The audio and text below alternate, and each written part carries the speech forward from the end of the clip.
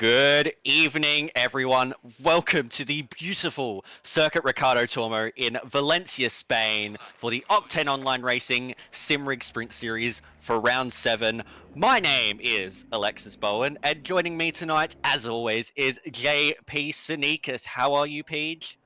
I am very well, thank you. I'm very excited. One of my favorite tracks in the game. I really enjoy it in any car, but especially in a GT3 car. Really good fun. So, looking forward to some good racing. A little bit of a mix-up today with two 30-minute races and two separate quali sessions. So, not your usual sprint with a pit stop or something. So, the racing should be fast and furious, and I'm really looking forward to some good tight racing. Yeah, quick 30-minute races should promote some good side-by-side action tonight. I mean, yeah, this circuit is such a joy to drive. I loved it when we were here for the Endurance Series driving the Ferrari. It was so much fun to drive. You're really on the limit every lap if you wanted to go fast. It's just so good. Love it. Yeah, you really need to extend the limits. You'll see some weird things, especially in turn 1 with those track limits being, shall we say, generous, I think is an apt description. But yeah, you need to use all of it, and in the McLaren, it's just, again, same thing as the Ferrari. It's such a fun car to drive around here. It's nice and fast, and you need to carry a lot of momentum through the corners. It is very, very tricky to overtake here, but because it's such a wide track, it's very easy to go side by side, and we saw even during the Enduro a couple of battles, which was about a half a lap or so of cars going side by side. So I'm sure we'll see a bit more of that today as the racing gets going. Yeah, it should be very, very exciting. And of course, we have just come off of a 6-hour endurance race at the Nürburgring, and what a brilliant race it was.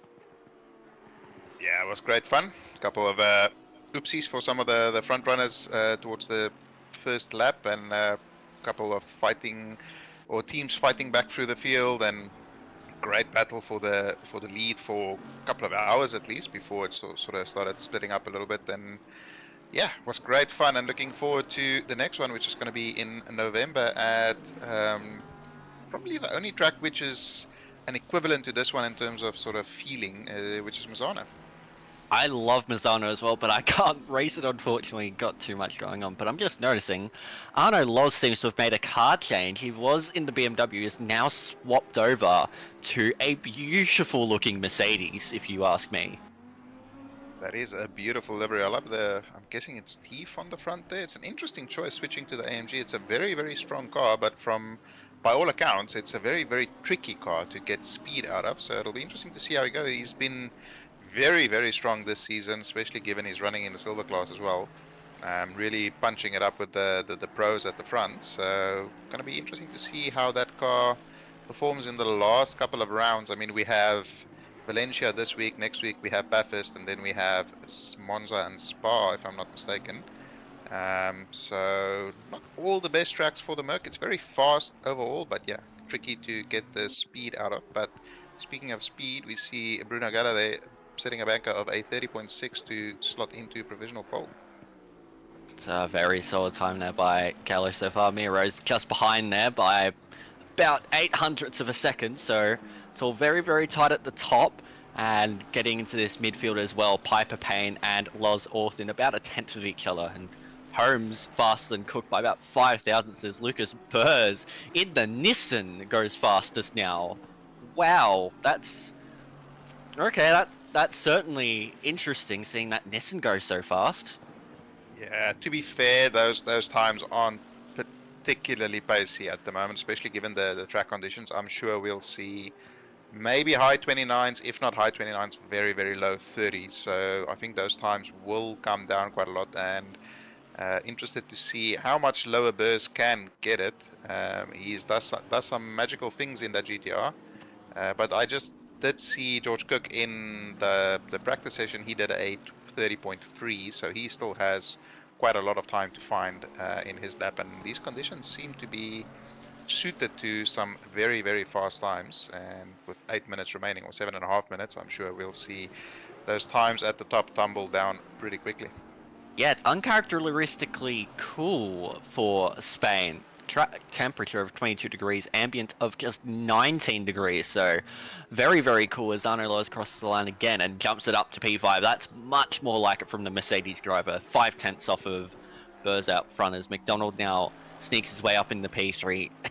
Less than a tenth separating the top four. Very, very tight. Yeah, this is one of those tracks where the BOP isn't actually too terrible. There's a couple of cars that stands out a little bit more. Lucas Burrs improves by nearly 3/10 there, 130.3. That's a very, very respectable time in a good car, and even more so in that car. But yeah, we should see a lot of the Ferraris, McLarens, and the Lambos near the front. The FR cars not quite as suited to this track as some of the others, and the Porsche, I'm not really sure. I think it'll be very, very quick if it rains, but I'm not 100% sure how quick it'll be in the dry. Yeah, well, with Bruno Gallo in hands of the Porsche, it should be fairly pacey. Right now, his time would be good enough to send him to the top. Currently 4/10 up, but that's very, very wide, and he's going to have to send it back to the pits as the Lamborghini ahead. That's of Holmes, who have to do a very, very similar thing. With them going for a little play in the sandpit there. Meanwhile, Sasha Dev has jumped up into P2 and is up again here. So only, oh, never mind, invalidates, which I think we'll see quite a lot of that today. It's super, super easy to invalidate here. There's so many corners where you can, and as you were saying, you really need to push the limits here to get the ultimate speed out of a lap, and doing that makes it very, very easy to invalidate. And we see George Cook here is up almost 4/10, which is going to put him just into the high 30s. Can he nail this final corner? Very tricky to nail the power. He gets on the power nicely, lost a little bit through the middle of the corner, and that's going to move him up actually a fair few spots given how tight it is throughout the field there, and he jumps up to P7 there as the second McLaren at the moment. Yeah, just behind Gorgic, who I haven't seen in this split before, so I would dare say that he may be a debutant tonight for Split Yellow. I'm pretty sure that's a rookie promotion, if I'm not mistaken. Oh, you love to see it. Welcome, welcome to, I hope I'm not mispronouncing this, Gorgic. Up there currently in a very nice position in his McLaren. Another McLaren here of Riley Price, just about across the line, looks like. Yeah, here Price is jumps into P7 there. Look at the McLarens there, 3 in a row. make that P7, P8, and P9. So 7, 8, 9. Poor number 9. I'm sure there's still quite a bit of time to find there, as we see Gurgic here running into some traffic, unfortunately. And of course, with the rules we have in OR, you're not allowed to take another car on a hot lap, and you see him there just bleeding time. That is so frustrating when that happens, when you get the timing wrong. He should really just back off now, give himself a second or so, and then try again on the next lap. As you see him there, nicely planned, slow it down. You have 4 minutes remaining. That's enough time for about 3 more laps. So he backs it off. I'm not sure if he backed off quite enough, but let's see if he can improve on his next lap. And currently at the top of the standings, it's still Lucas Burrs. Sasha Dev hasn't improved. Jack Steele, he's back after missing quite a few rounds, I think. And he's currently sitting in P5 with a delta that's good enough for potentially P1. Very good to see Jack Steele returning now after a few rounds missed. But it really bolsters the speed of this split. I mean, you look at the drivers up there, Burrs, Death, Gallo, McDonald, Steele, and then Rose. Like, they're all very, very fast drivers, and it's not often that we see Rose at the bottom of that fast 6. No, for sure. But she was in the sprint chat room being a bit sort of scared of what the BMW is capable of here. Jack Steele just not enough for pole. That's going to be very close. Look how close it is at the top. 2 100s between the top 3. That is incredibly close. Oh, wow, wow, wow. That is super, super tight. And somehow it still Burrs at the top of the pile. Now here is Mia Rose, who had a few questions around the BMW's pace, but right now she's gained a little bit through that very, very tricky corner and is potentially looking to jump up right up close to Burrs, Death, and Steele. She's found a little bit more time. She just needs a little bit out of the final corner, and she might be able to snag that pole. what is it like around the final corner? She loses a little bit on the exit, so it's not going to quite be enough, but it's going to be very, very tight up the top. Oh, look at that. 6 100s for the top four. That is incredible to see. Mia Rose, I think she has a little bit more time in that lap, especially that final corner. I think she has a bit there. The delta grew a lot and then came all the way down. Sasha Def fully committed through that. Very difficult to get right with the bouncing of the curb, but unfortunately going to lose all of her time in the final corner there. She does get a nice tow down the straight. It's about a 10-5, that's enough for pole.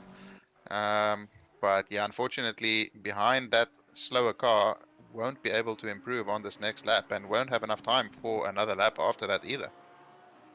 Now here is Gallo, who's currently 4/10 off. Gain a little bit here, but he'll have one more attempt if he wants any chance of taking that pole position. He's going to gain a little bit out of this final corner, and it will keep him in P5 for now. But it's tightening up even more. This is going to be a feisty end to this first qualifying session. Just look at the track limits there. As long as you keep the left wheels on the green, you are still valid. And Lucas Burrs is still valid at the moment, using all of the exit there at turn, I think 4 it's called. And yeah, loses a little bit on the exit there, but he doesn't need to find a lot to get back on pole. And it looks as though he has it in reserve, gets a bit of a moment on the exit there and loses about half a tenth. Now coming down into two of the more tricky corners on this track. Very sort of couple of different lines. You can late apex it, but getting on the power is super, super difficult. And now into the infamous 5-second corner, late on the brakes, and he carries a lot of speed. Now it's all about getting that timing right on the exit, and you can see there how much he lost, about a tenth on the final little part of the corner, but still two corners where you can make up a lot of time, not when you do that line, and he has given up. Mia Rose, 2 tenths up, however. Yeah, she's really, really hustling that BMW now. It's going to be super, super tight. She just needs a little bit more. But as you said, there is probably a little bit later on in the lap. But this will be her last attempt. Death, Burrs, and Steele are all in pit lane. It's up to Rose, Scallo, and McDonald to do anything right now. Rose still needs to find a little bit of time. She's got to find another tenth or so in this final sector. Bruno Gallo popped it up into P2. Just 1/10 behind Sasha Def and ahead of Lucas Burrs. So is it Mia Rose? Is she going to steal this at the death here? She gains a little bit through the middle of the corner, nothing really on the exit. Let's see if she can get this final corner right on the final attempt. Will it be a good exit? Great exit. Will she carry the speed? She loses a little bit of it. That's not going to be enough for pole. It will be enough, however, for, I don't know, maybe P3, maybe P4. P3 it is. Very, very close between her and Lucas Burrs there. What a qualifying session we had there. McDonald looks like he is still fishing. Like he's just coming around the final corner now. Is McDonald? Can he find any improvement on that lap? We'll keep an eye on the timing board, and no. So he stays in P6 there. But what a tight session we had. The top five separated by a tenth and a half. But it is Sasha Death who has taken it right at the death and will be on pole position for the first of two 30-minute races here at Valencia for Split Yellow. Then you had Gallo, Rose, Burrs, Steele, McDonald, Gertlich on debut there, the fastest of the Pro-Ams, Price, Cook, the fastest of the Silver Class drivers, then Brimblecombe, Loz, and Payne, the fastest of your AM Class drivers there in P12. Yeah, it seems as though that car change for Loz maybe not working out so much yet, maybe not comfortable with the car yet, or maybe just a track that's not quite suited to the car. But while the guys are on the grid, or the guys and girls, I should say, we can just look at the point standing quickly, and we have Mia Rose, your championship leader, and she is 103 points clear of Lucas Burrs. And currently in P3, we have Arno Loz in the silver class, but Tom McDonald is your third pro class driver, not too far behind Arno Loz. In the silver class, as I said, Loz on P1, and then George Cook in P2. He's about 90 or so points behind Loz, so quite a bit to make up. But given the car change and given the tracks that we have for the rest of the season, there's a good chance that Cook can try and close that gap. And of course, Pat Oliver in third in Silver Class. He is not racing today. And then in the Pro-Ams, we do have Riley Price as your lead Pro-Am, 322 points with Hani Kuri, 303, and Adamo Icarus in 276. I haven't seen Icarus there in P19 and Kuri in P17. So a great performance for Riley Price there in terms of consolidating the championship. And then finally in the AM class, we have Joe Williams and Aidan Payne separated by a mere 3 points at the moment.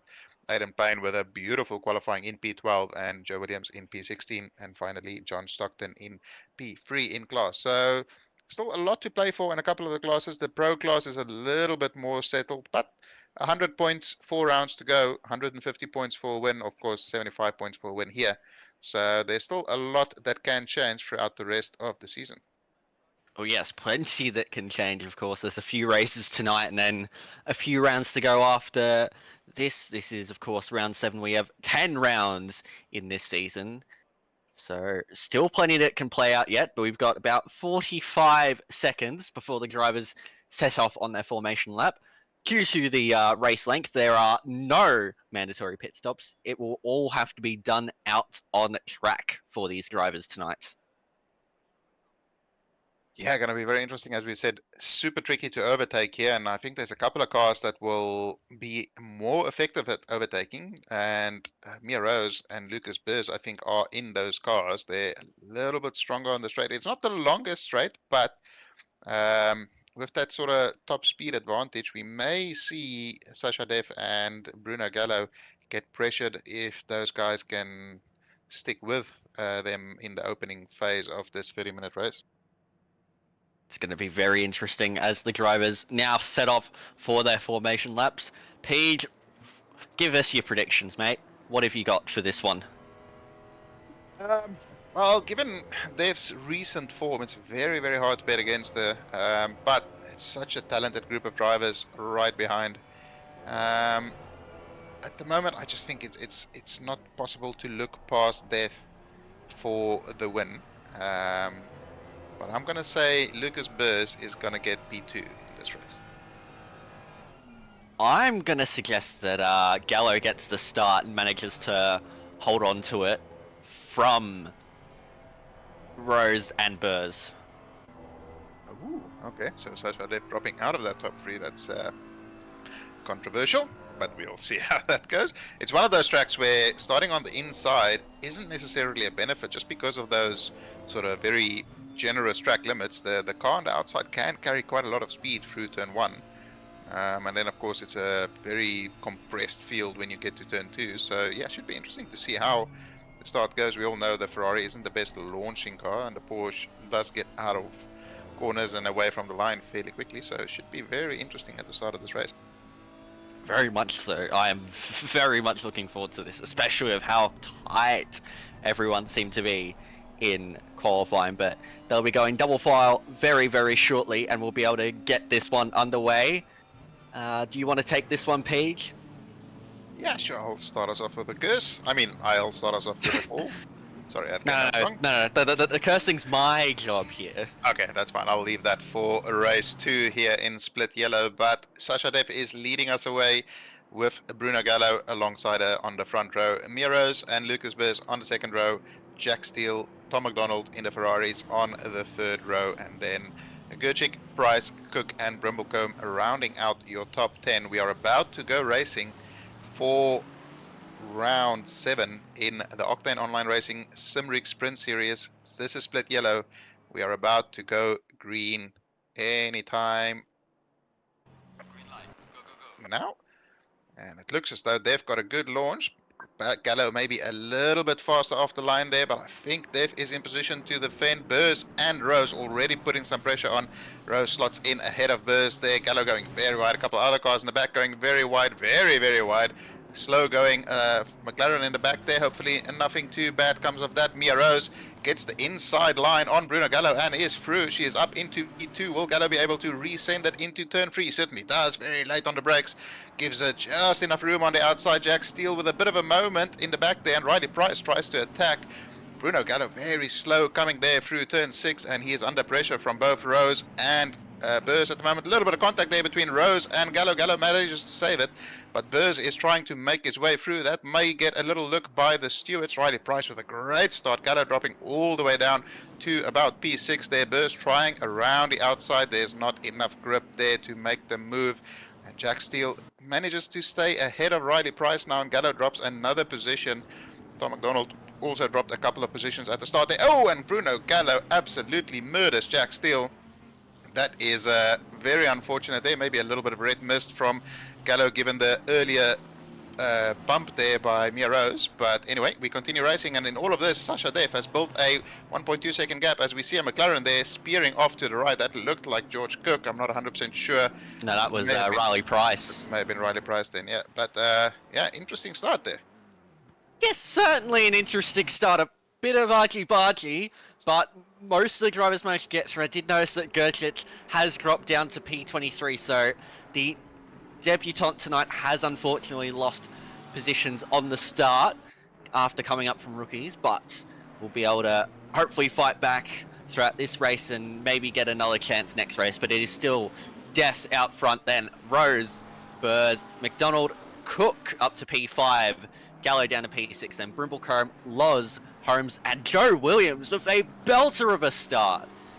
He started in P18, so that was quite a spectacular start there from the Ferrari driver. I'm wondering if Gercic and McDonald maybe had a bit of an incident turn one, because we saw the slow we saw the slow McLaren at turn one, and McDonald losing a couple of positions, and getting confirmation there from Glenn that in fact they did have an incident. Or maybe we will get a replay later to see what exactly happened. But Sasha Def with the dream start there, everybody behind her absolutely squabbling it out, and she's just clearing off at the front already. 2.1 seconds. Oh, I say that, she very nearly bins it there. What a save that was.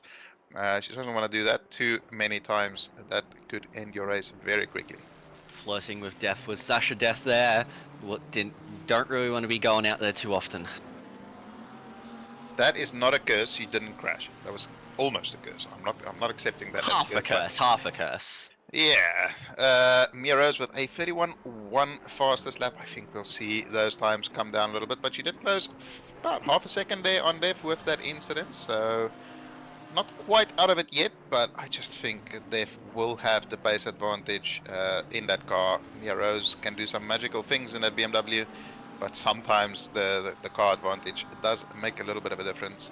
And you see Cookie there, he's all over the back of McDonald. I wonder if McDonald is maybe carrying a little bit of damage, or that slide maybe lit the tires up a little bit. But Bruno Gallo right behind him, he'll be looking to get back into that top three after a bit of an oopsie on the first lap.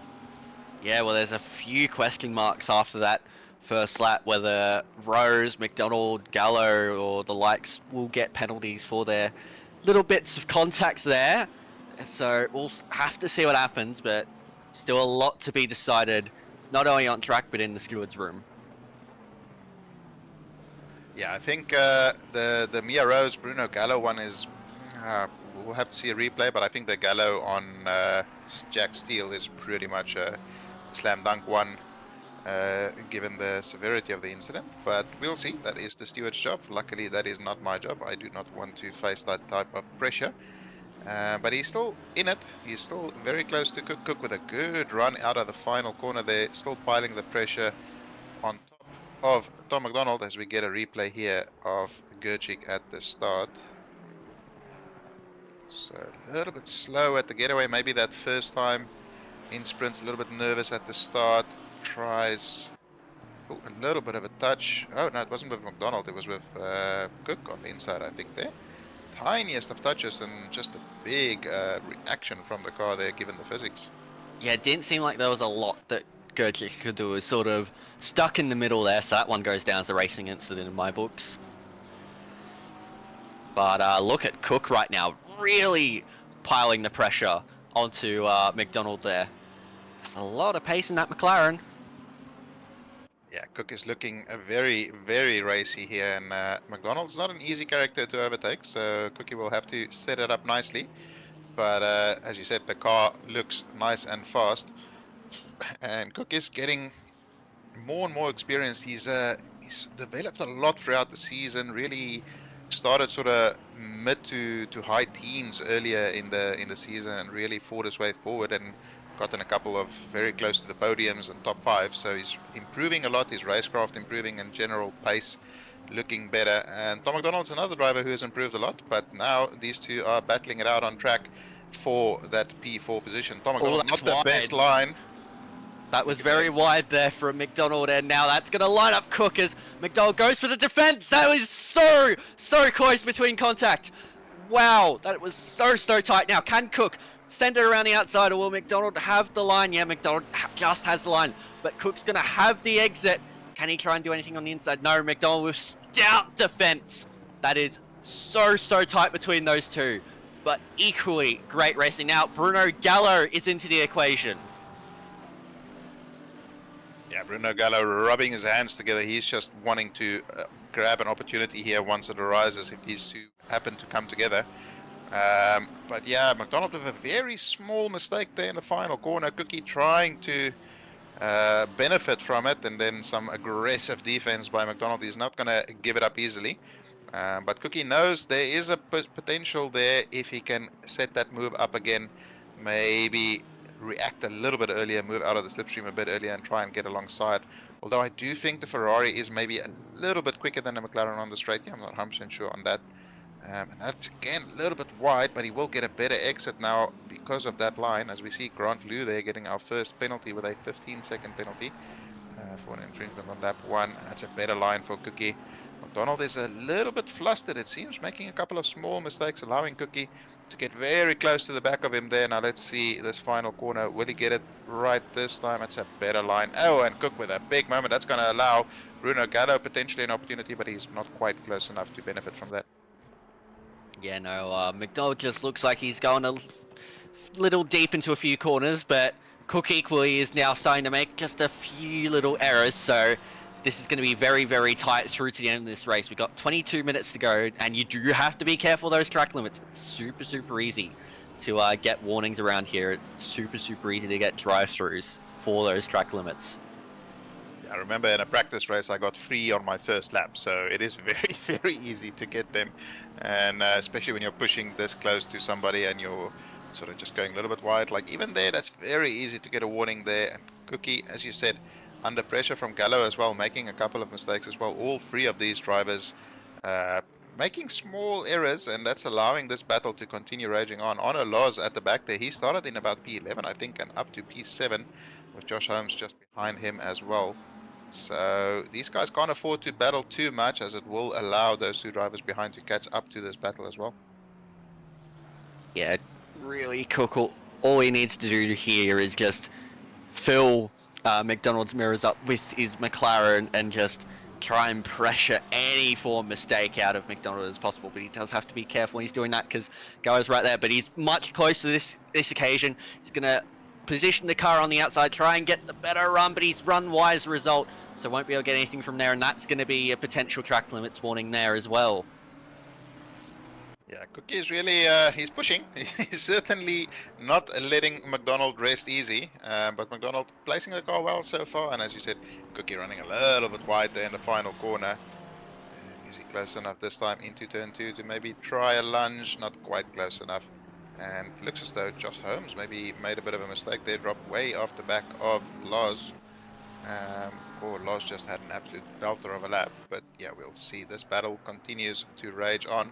Battle for the lead is sort of closing up a little bit. Mia Rose has closed that gap down ever so slightly, at 10th or so a lap. And Lucas Burr is a little bit in no man's land there. He's not able to catch up to the front guys. He's able to run away from these guys. So he'll have a nice quiet podium at hand if he just continues the way he is. And Cook got loose out of that. Now, Gallo was lining up a potential move, but trying to get down the inside of this hairpin is not easy, let alone trying to get it around the inside anywhere on this track. That's given McDonald just a little bit of breathing room, so Cook does need to be a little bit careful, but he's right back there with the Ferrari. Good news for Cook is he only has 1 warning so far, so he still has a little bit of speed tokens to play with, should he need them. But yeah, very tricky to set up a move here. I think his best opportunity will be this final corner to get a good run through the fast right hand and try and compromise McDonald's line in the final corner to get that better run. But yeah, as people are saying, and as we've mentioned as well, super tricky to overtake at this track. You really need to force a mistake out of the driver ahead. And as I said, Mia Rose is closing the gap. They've just extended it by 3/10 there. So yeah, consider me wrong. You know, Death is driving a beautiful race out front. She is showing a lot of pace, as that is very wide from George Cook. That will likely be another warning. That's pretty much an instant warning going out there. Nope, no time gain for him there. So he is still on 1 warning. The game is feeling very generous for him today. And he maintains P5 at the moment. I think he'll be happy with P5, to be honest. Given yesterday he said he was still struggling with pace and couldn't even get into the 30s yesterday, and then improved by nearly a second today. So I think he'll be more than pleased with where he's running. But when you see a car so close in front of you, as we see there, Miro gets the 10-second. That's interesting. I suspect Gallo may be looking at something similar or even worse then. If Rose has gotten a 10-second penalty, Gallo's going to get at least, 15. There we go. Yeah, fair enough. So that'll... Ouch. Okay, so what, there's a 6-second gap between this group and Rose at the moment. So yeah, she could potentially lose quite a lot. And Riley Gerchik getting a 15-second penalty for a collision on lap 3. We didn't see that. But that is not the debut he wanted. No, definitely not.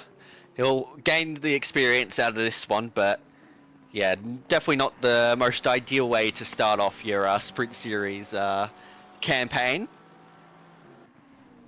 But Yeah. that is a pretty hefty penalty there for Mia Rose, and that is pretty much going to promote this battle between McDonald and Cook from a battle for P4 into a battle for P3 if the gaps stay this way. Yeah, it's going to be interesting to see. That gap isn't growing all that much, although it does grow about 2/10 on that lap. So she's going to need to find another nearly 5 seconds, or But 4 and a bit. even then, like, the gap to Death isn't even quite 10 seconds back to McDonald and Cook. So, I don't know, it's going to be tough, but there's still more than half this race to go. Yeah, and especially with the way these guys are fighting, that should allow Mia to be able to carry a little bit more lap time while these guys compromise each other. So it's still possible for her to not lose out on the podium. But yeah, given the way the gap is growing, she's going to have to pick up the pace. Ooh. The McLaren does a very weird thing there sometimes, where it gets stuck on the initial curb and then it does a very weird bounce in the second part where the car just doesn't steer for about a second. So sometimes that's good fun, and I think that's what happened to Cook there, but he still managed to carry quite a lot of speed coming into the final corner. And the battle continues, but further through the field, a couple of close battles there. Joe Williams in P13, very close to Tatlian, ahead of him, only 2/10 behind, putting the pressure on. Oh no, It's wait, now sorry, passed. it's past him, yep. And Brimblecombe has gotten past Holmes as well, so 2 Lamborghinis swapping position with Brimblecombe now the lead Lamborghini there. Eric Scarney on the last measurement, 0.038 behind Demo Icarus. So putting the pressure on Icarus as well. Scarney running in P17, he'll want to be a little bit further up the field, but he did mention that he is not practicing for this round, so that may explain his poor performance so far. And they have Jack Steele right behind them after his lap 1 incident dropped him all the way down the field, and he is trying to recover and joining this battle.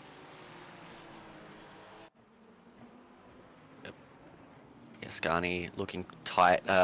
Piper managed to get past Holmes as well, so that move from Brimblecombe just allowed the Audi to get through. But you know, not practicing around here is certainly a choice. It's a strategy.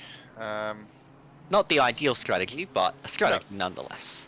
But So they do have to be careful with Jack still behind, as you said, still on a nice recovery drive up to P18, but of course very difficult to overtake. let's see, Scarney is piling the pressure on. He may have the pace advantage on Demo, but we've seen how tricky it is to overtake. He might get a great exit there. Not quite.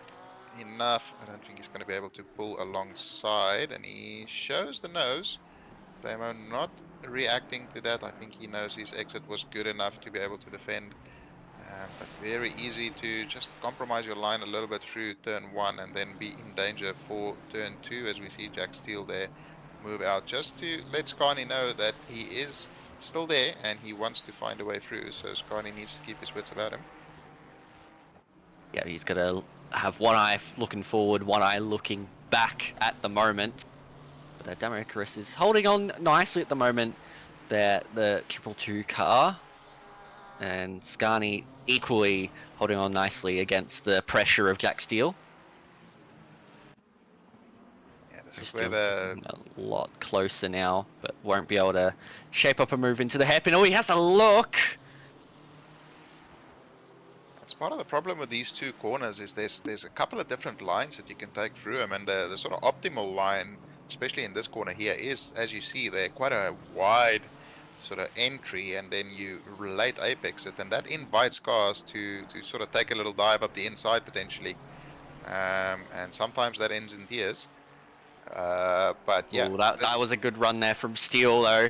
He's going to have a look into the final corner, dive up the inside. Is he? Scarney laid enough on the brakes, manages to hold on, though. Oh, but he runs wide. Can Steele now get up the inside? They've got a bit of a battle further up now between Peffy Bridge, Lou, and Icarus. Steele and Scarney trying to get into this. Steele, will he push it up the inside? No, he can't. Scarney manages to hold ahead for now, but Steele might be able to have a cheeky little... No, too far back. So yeah, that's the problem around here. Looks so close to a move, but just never quite materializes. and especially there on the main straight, unless you have the pace advantage in a car, but if it's the same car, most cars will be running fairly high downforce, so you won't necessarily have a pace advantage, and once the cars start running into that sort of aero block, you can't get through. But George Cook has dropped off the back of McDonald ever so slightly through the middle of the lap there. Gains a little bit back there, but he's not quite as close to McDonald as he was a couple of laps ago. That gap now, what is that, about 7.4 seconds from Rose to Cook and them. No, well, about 8 seconds. So 10 minutes remaining. She may well be able to extend that gap far enough, as we see car 76, that's usually Pepe Bridge, and you see him dropping down order. He was involved in an incident there. And he's back going again, but down to P19 now, so lost quite a few positions as Aiden Payne picks up a 10-second penalty for causing a collision. That is has a lot of implications on the AM class championship, that does. Scarney is still holding off Jack Steele. This is great defense. Yeah, this battling has allowed Icarus to sort of build a little bit of a gap now. But yeah, as you said, Aiden Payne having a bit of a pain of a race, really, down in P23. Oh, Steele up the inside. Scarney aware, makes the opening and allows Steele through. So he'll do well to just sort of stick to the back of Steele there and try and catch back up to Demo Icarus ahead, and reinvigorate that fight that he was having earlier and try and get up into P14. But yeah, that was smart driving there by Scarney, not battling it too hard against a driver that he knows is potentially a couple of tenths a lap faster. Oh, a big old moment there. Yeah, and looks like Benjamin Piper had a moment. He's dropped out of the top 10, is now sitting P12 just behind Tatlianas. We have our first track limits drive-through, and it goes to Riley Price down in P20. Oof. That is not ideal, as we see a replay here of Peffy Bridge, and that is a BMW behind. That is Grant Liu, I believe. Oh, Liu, okay. That is a bit of a bonk. It does happen quite easily there, and yeah, unfortunate day for Peffy Bridge. You saw there, it looked like Liu was trying to wait for him, but noticed that there was a couple of other cars behind and continued driving there. And Scarney having a bit of a shocking lap here, dropped 2 seconds to Steele in that lap, so not ideal, and now he's under pressure from Liu as well. As Liu picks up a second 15-second penalty. So, safe to say that Grant Liu will not be finishing in the position he ends this race in, as McDonald's back under a little bit of pressure, but that gap between Rose and McDonald has grown to about, what, nearly 8 seconds. So it's going to be very, very tight to see if Rose can stay on the podium. Yeah, still 9 minutes remaining, so not that many laps to go. It's about 6 laps to go. At the rate that she's expanding, that gap is about a tenth and a half or 2/10 a lap, so it's going to be very, very tight towards the end here. But Cook has caught back up to where he was before, really trying to put some pressure onto McDonald, so that could potentially drop the pace of this little group again. And let's see, but Cook again there, just a slightly poor line through the previous corner, and then he loses a bit of time. Goes all the way nice out and wide. Will he get a good exit? He does, but it's not quite close enough. Josh Holmes getting a 15-second penalty there for a collision on lap 13. So wondering what exactly happened there. I didn't see. Maybe that was with Piper? I'm not sure. Potentially, I don't know. Oh, Joe Williams is in P9. Wow, that is a great game of positions for Joe Williams, who started down in P18 and is now sitting pretty up there in P9, if you don't mind. Only half a second behind Slade as well, so maybe up for a P8 here. Could be the lead Pro-Am driver without being a Pro-Am driver. And there is the penalty for Gallo, although they're sort of on the cusp of maybe losing out on that for Williams at the moment, given the gaps there. So it's 6 seconds there for loss plus about 8 and a bit. So yeah, probably not going to benefit from that penalty that Gallo will serve there, unfortunately. Oh, but it's tight. It's very, very tight right now. There's about 4 tenths in it. Look at that cluster up ahead there. That looks super, super spicy. That is Slade, Williams, and Tatlian. And Williams up the inside of the hairpin, if you don't mind. He's going to try and have a go.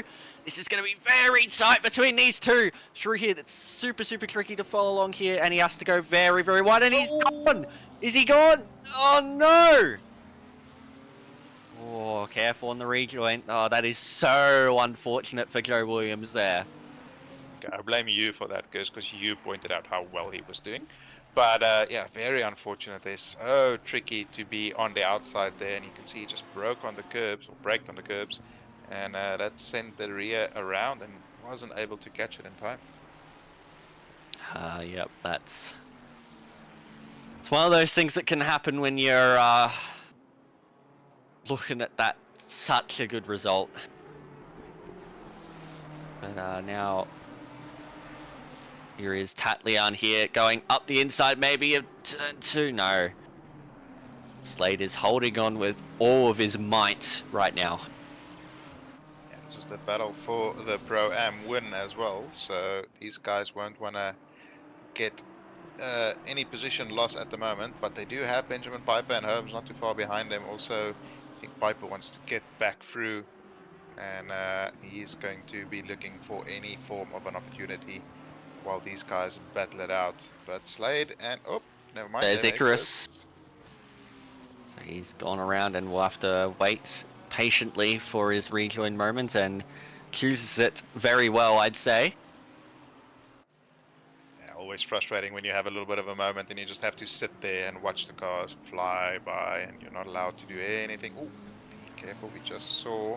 Looks as though the BMW is able to carry a little bit more speed than the Ferrari through the sort of middle of that corner, which caused that incident between Lou and Beveridge a couple of laps ago. So big old bounce from the Beamer there as well, but it still looks stable enough.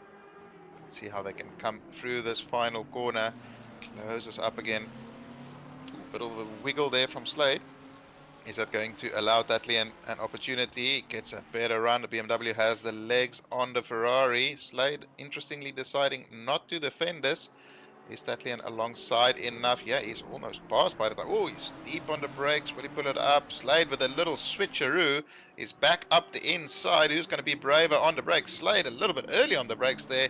And Piper looks around the outside. Will he be able to make that stick? Not quite. Slade with a great exit out of turn 2, and he's alongside Tatlian now as they come up into turn 4. Tatlian tries to keep it up the inside, and now Josh Holmes is joining the battle as well, and Slade comes out ahead And will Piper be able to get anything done on Tatley? No, but he is still side by side with Holmes as they come up into the left-hander. Are they still side by side? No, Holmes has settled back in behind Piper there. That was a very interesting opening to that lap.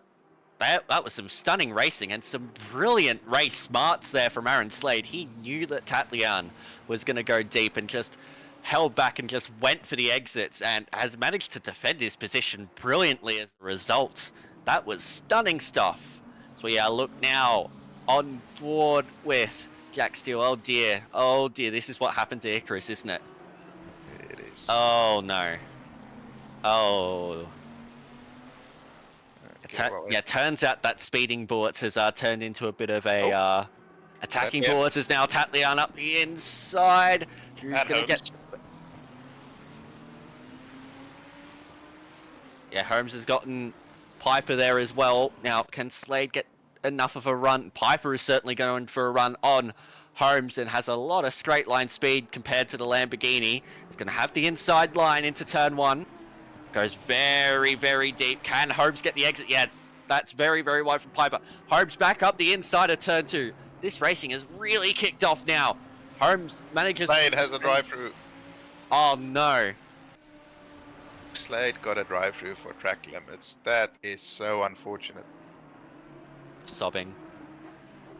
Oh, it was such a great battle between them, and he just sort of maybe pushing. You see him there get another warning, most likely just pushing a little bit too hard and collecting the warnings. And there's only 2 laps of racing remaining, so he may well be able to get away without serving this, depending on where the leaders are. But that is so unfortunate. That really battling it out for the lead in the Pro Class. Oh, Jack Steele very close to the back of Piper there, and he pulls out of it, and that allows Joe Williams to get through. Joe Williams is still going to finish in the top 10 after all of this. Yeah, especially with all these penalties. There we go. Jack Steele with another 15-second penalty, or not another, a 15-second penalty, apologies. And yeah, that's going to put plate to his race, but ooh, just... that's... Oh, what a save! What a save there from Jack Steele. That looks like it was going around for all certainty. Let's see if Slade serves this drive through. No, he's staying out. I think he's going to stick it out until the end of the race. And we saw him have a bit of a moment there, and that allowed Holmes through. And now Piper, he wants another bite at the cherry to get through on Holmes as well. Of course, Holmes does have that penalty that he will be serving, so not the end of the world to get through. You will get ahead after the results settle down, but of course we want to get it done on track. That's a bit wide from Slade there. Will that allow Piper to get alongside? He is, but he will be on the outside for... no, never mind, he's passed already. That was a bit of a compromise run there by Slade through the first sector. Yeah, Slade looks like he's really starting to lose out now. Now we have Williams there who's going to try and shape up a move on the slightly wounded Ferrari now. Yeah, Williams is putting in a stellar performance here. These Ferraris are battling it out, and he's just obviously made a little bit of a mistake. But apart from that, kept his nose clean. It was only him involved in the incident, and running in P12, still a net gain of 6 with a couple of penalties ahead. So net gain of almost 8 positions by the end of this race. He'll be very, very happy with that. In the meantime, George Cook has gotten passed by Bruno Gallo. And he's still right behind him, and Gallo putting the pressure on McDonald as well. So he is not settling for P5 on track. Of course, he does have that 15-second penalty, which will drop him a couple of positions as well.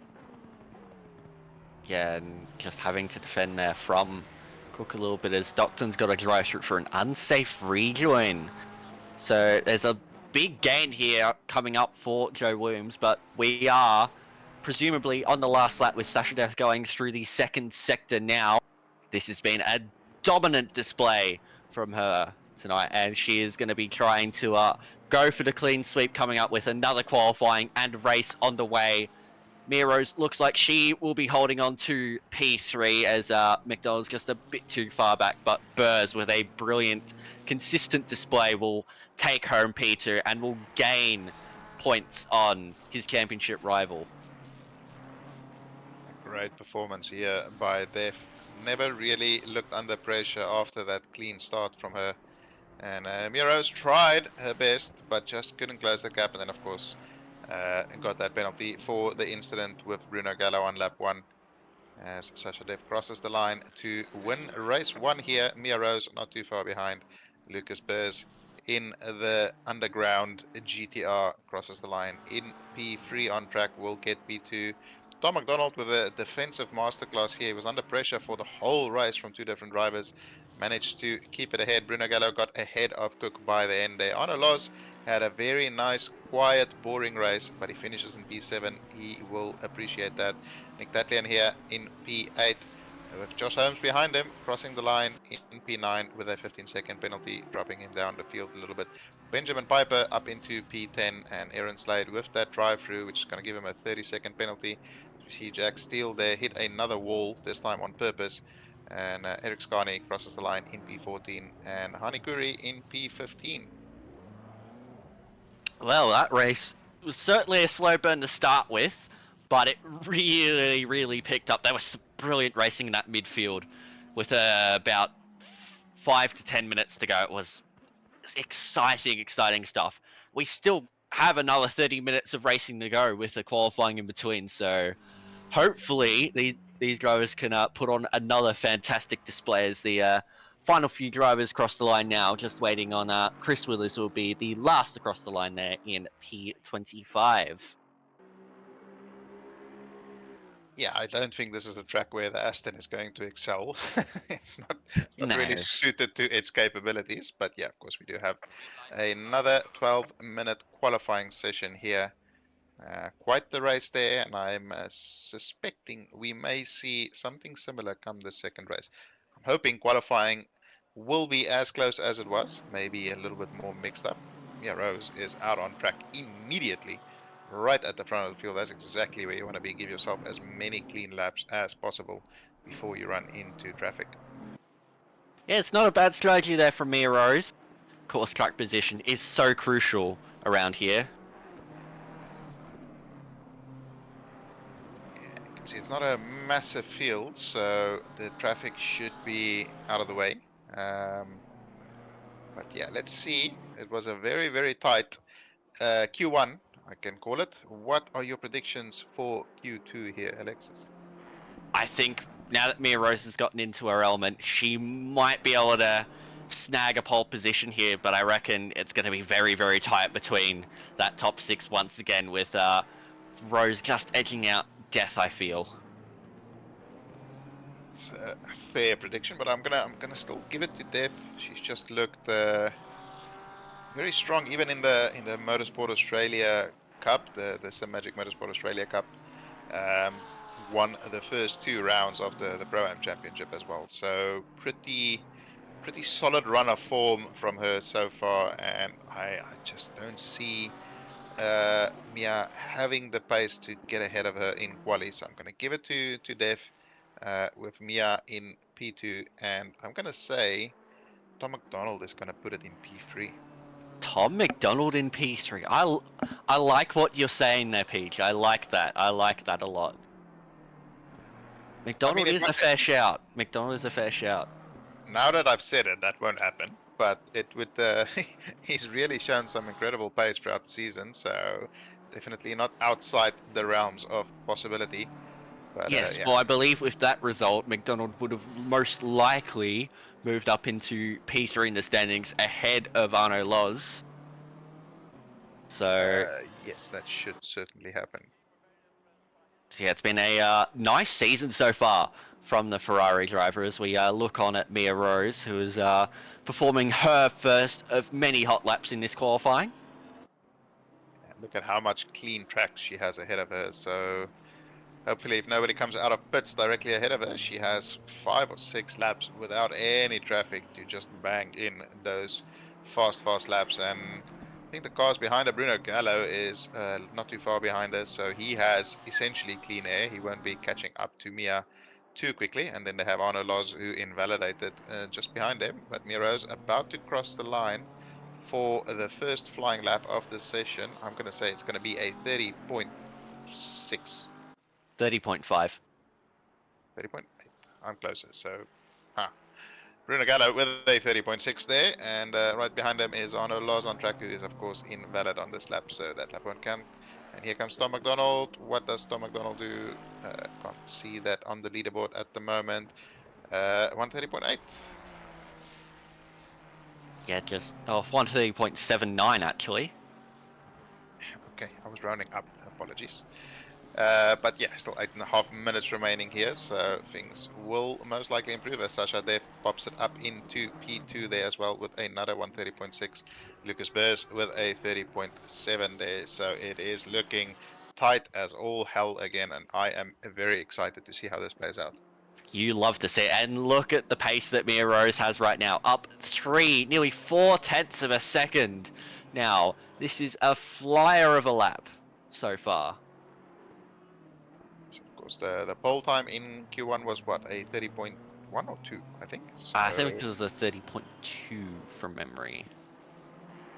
So yeah, there's still a bit of time in there. She's still gaining time. Oh, that's gonna invalidate. Yeah, she invalidated. It was all looking so good for her, but still plenty of opportunities in this session to really push it on. But this would have been an absolute belter of a lap as Gallo now up about 0.3 of a second. He's gonna put himself right up at the top and consolidate his lead now with a 30.362. It's heating up. Donald is the next driver to cross the line.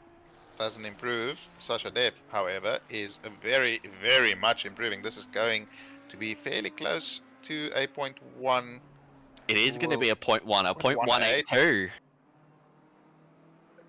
That's a laying down the gauntlet now. Let's see who is able to answer it. Mia Rose is up by 3.5 tenths coming out of the first sector. Loses a little bit on the exit there and regains a no, loses it. No, gaining. I don't know. The Delta is playing silly buggers. But there she is gaining time a little bit again now coming into sort of the middle of sector 2.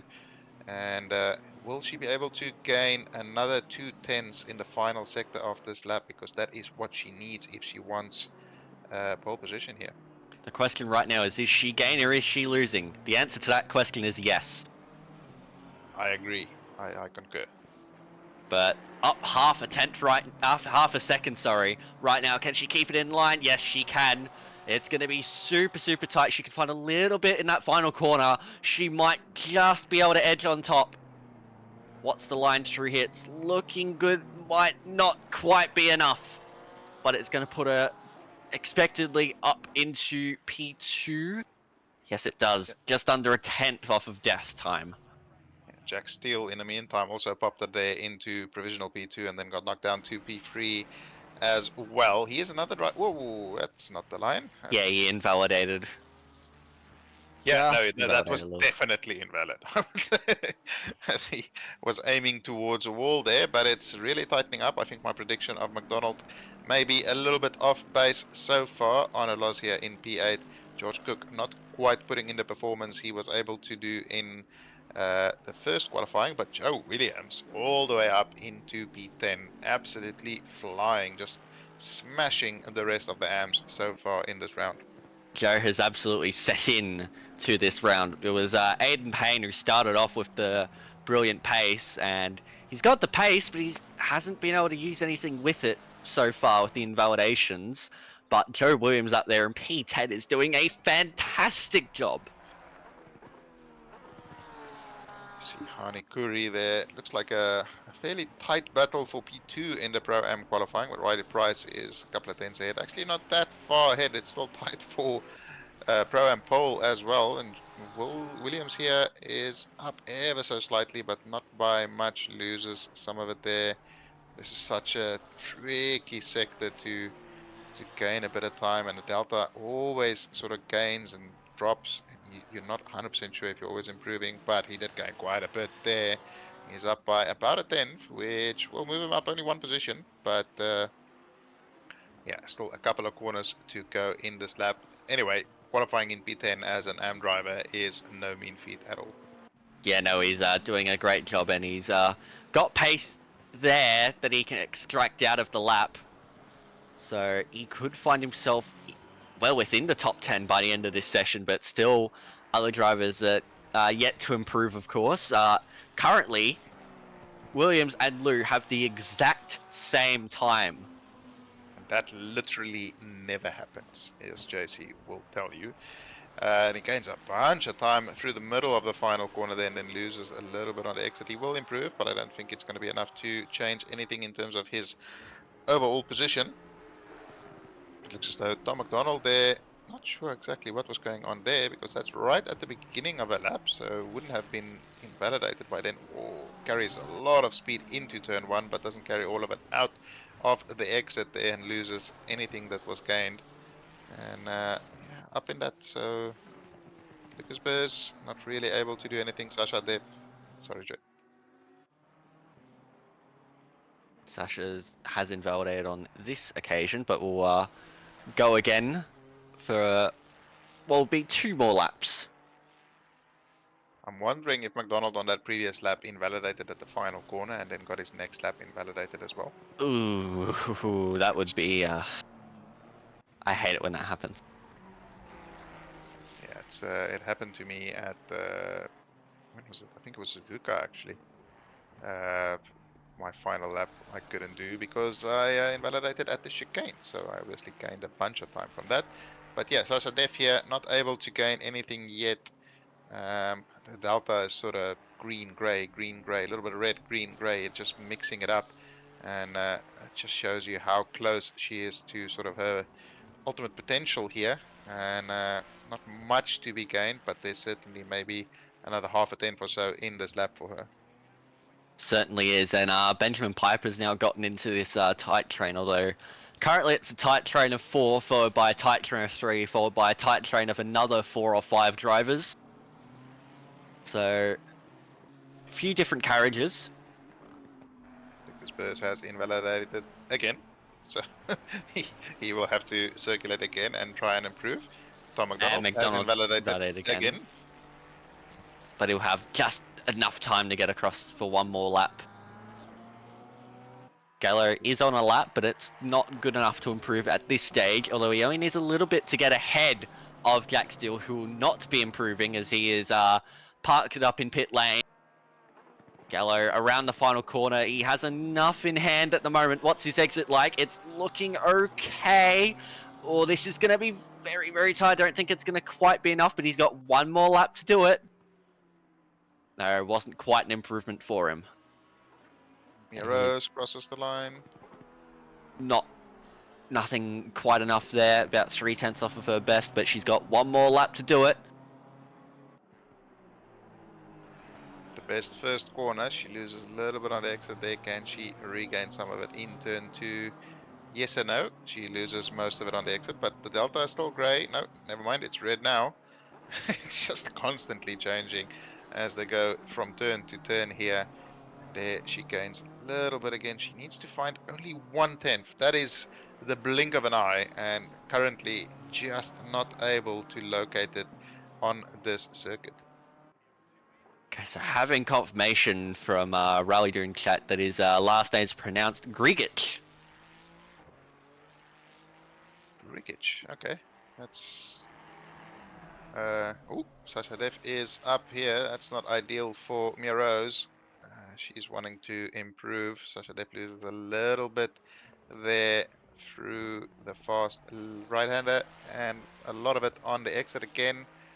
But that's going to improve by about a 10, so I think that'll put pay to anything Mia Rose was able to throw at her with a 130.0. That is excruciatingly close to a 29 there, and Mia Rose invalidates anyway. She might hit a pit wall there out of frustration. Burrs has found a bit of time, but it won't be enough for him to move too far up. Joe Williams is P9. Joe Williams is sitting in P9 at the moment. Yep. And he's got time for... It looks like he's on a lap at the moment. But Burrs will cross the line now about 2/10, but it won't be enough for him. Here is Williams. Oh, he's matching. Going into the final quarter. What can he do on his exit? No, it's not going to be quite enough, I don't think. But still, that is impressive stuff from the AM class driver to hold it there in P9 in such a tight pack. Look at how tight it is from P8 down to P11, P12 even. Yeah, the split is so closely matched throughout the field. There's obviously a couple of drivers that stand out a little bit at the front, but there's so many, as you said, a little bit of trains that are forming that are so close. And it's a matter of not tens, but 100s that can determine whether you start P7 or P11. So yeah, really need to get those laps together. And this is one of those tracks where putting an entire lap together is incredibly tricky. But your grid is set for race 2 here in Split Yellow. We do have Sasha Def on pole position. Yet again, Miros in P2. And Jack Steele in P3. Bruno Gatto in P4. Lucas Burrs, Tom McDonald, Benjamin Piper, Riley Price, Joe Williams, Arno Loss, and George Cook. And Chad Peffybridge rounding out the top 12 there. What a performance that is by Joe Williams, as you said, and Riley Price, quite a bit ahead of the rest of the Pro-Am drivers as well. So both of those classes fairly well separated, but look at that silver class. Three Yes, drivers next to each other.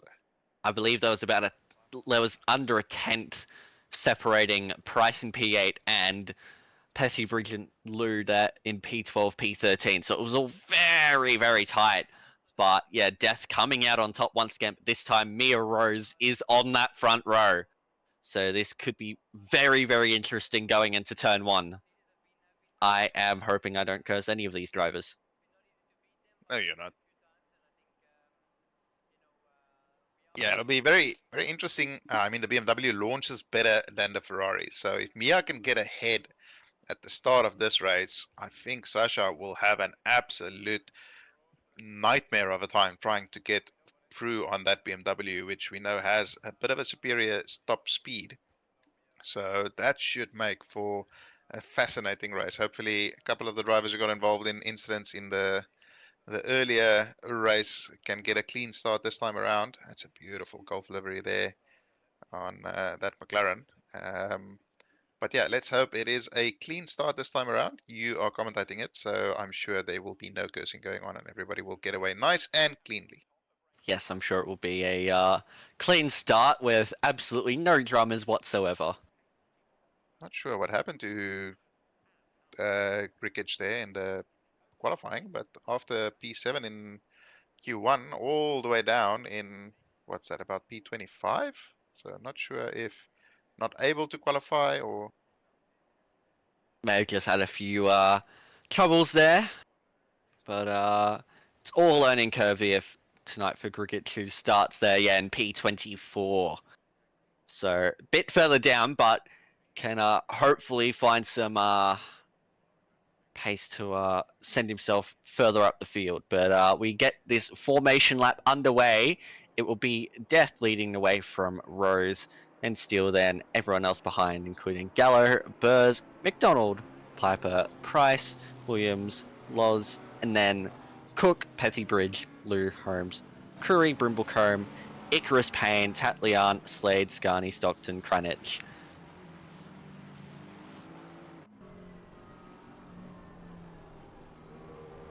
Looking on here from George Cook, who had a banger of a race 1. It's a little bit of a tougher challenge now, starting P11 for this second race. Yeah, he'll be looking to move forward, and he has his contender in the silver class just ahead of him. Of course, Onolos is quite a distance ahead of the rest of them in the championship standings. Oh dear, Damo Icarus did not hit drive. Damo Icarus is starting from Le Pit Len. So there you go, Grigic is now up there in P23. That is not what you want to do. And just before the race starts, there is some breaking news in the world of Formula One. Oscar Piastri has signed a multi-year contract until 2026 with McLaren. Yes, you love to see it. It's very good having him locked in long term. After a very exciting Formula One race on the weekend, we have already had one very exciting race here, and we are about to start race 2 here in the Octane Online Racing Simrigs Sprint Series. Round 7 here at Valencia. This is Split Yellow, and Alexis Bowen, take us away. Yes, so we have Death, Rose, Steele, Gallo, Burrs, McDonald, Piper, Price, Williams, and Los, your top 10 as they round the final corner Who's going to get the jump here? It's going to be very interesting. That BMW can get a better launch than the Ferrari, but the Ferrari has the inside line, so it can push the racing line a little bit further. These drivers need to make sure that they are all steady and stationary as they get ready for race 2, and we are green here in Valencia. It looks like it's a very good launch there from Mia Rose, but Jack Steele's looking potentially up the inside of both of them, but Mia Rose has got a launch, and there's already a car off into the pit wall. That was very, very fast. The safety car has already been deployed. That was such a fast crash. 911, I would like to report multiple murders. That was a big accident there, right into the pit wall. Looks as though it was Tom McDonald was one of the drivers involved there. I think Honor Loz and yeah, a couple of other drivers. That replay please, because that certainly seemed quite exciting.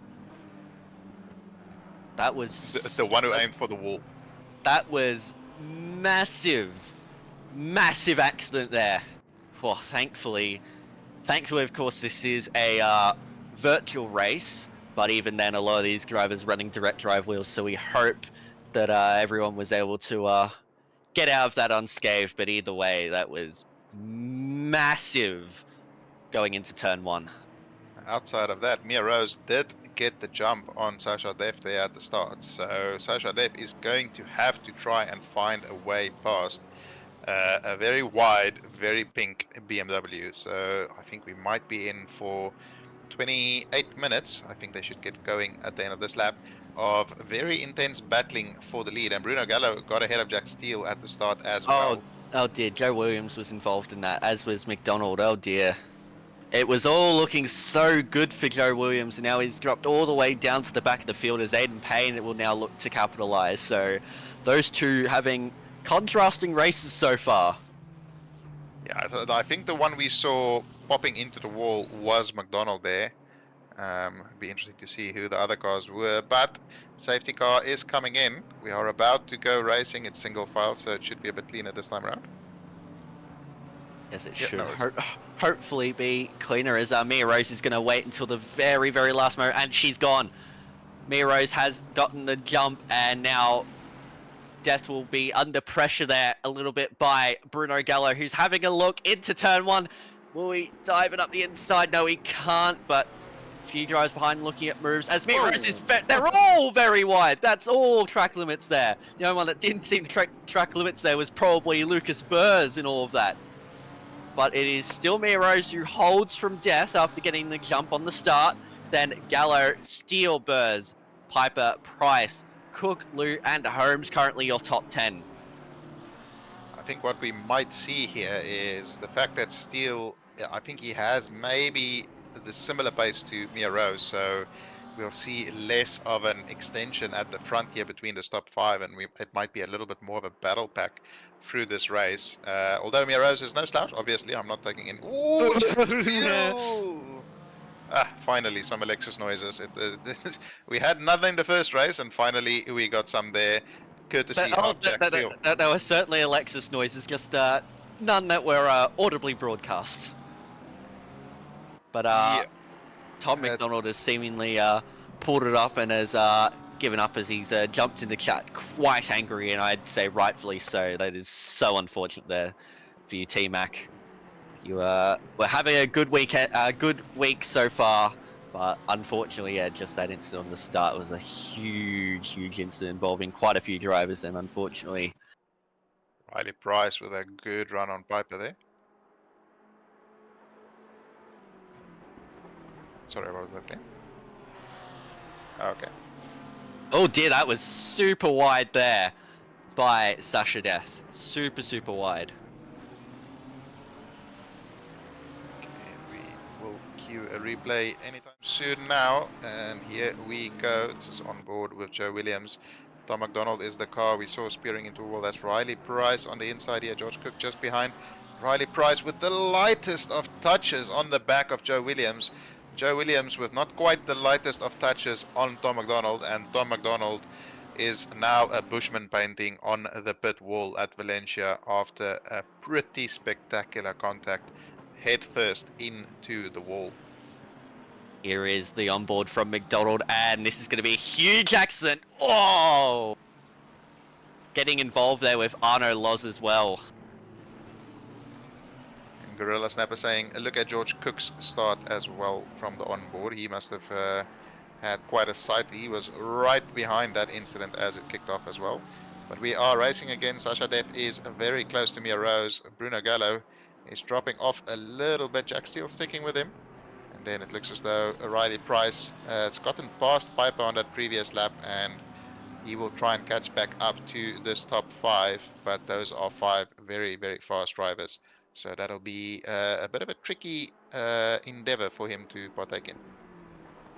Yes, certainly, but Mia Rose saying the fastest lap, so she's just slightly ahead of Sasha Deft in pace at the moment, but this is going to be very, very tight between these two, I reckon.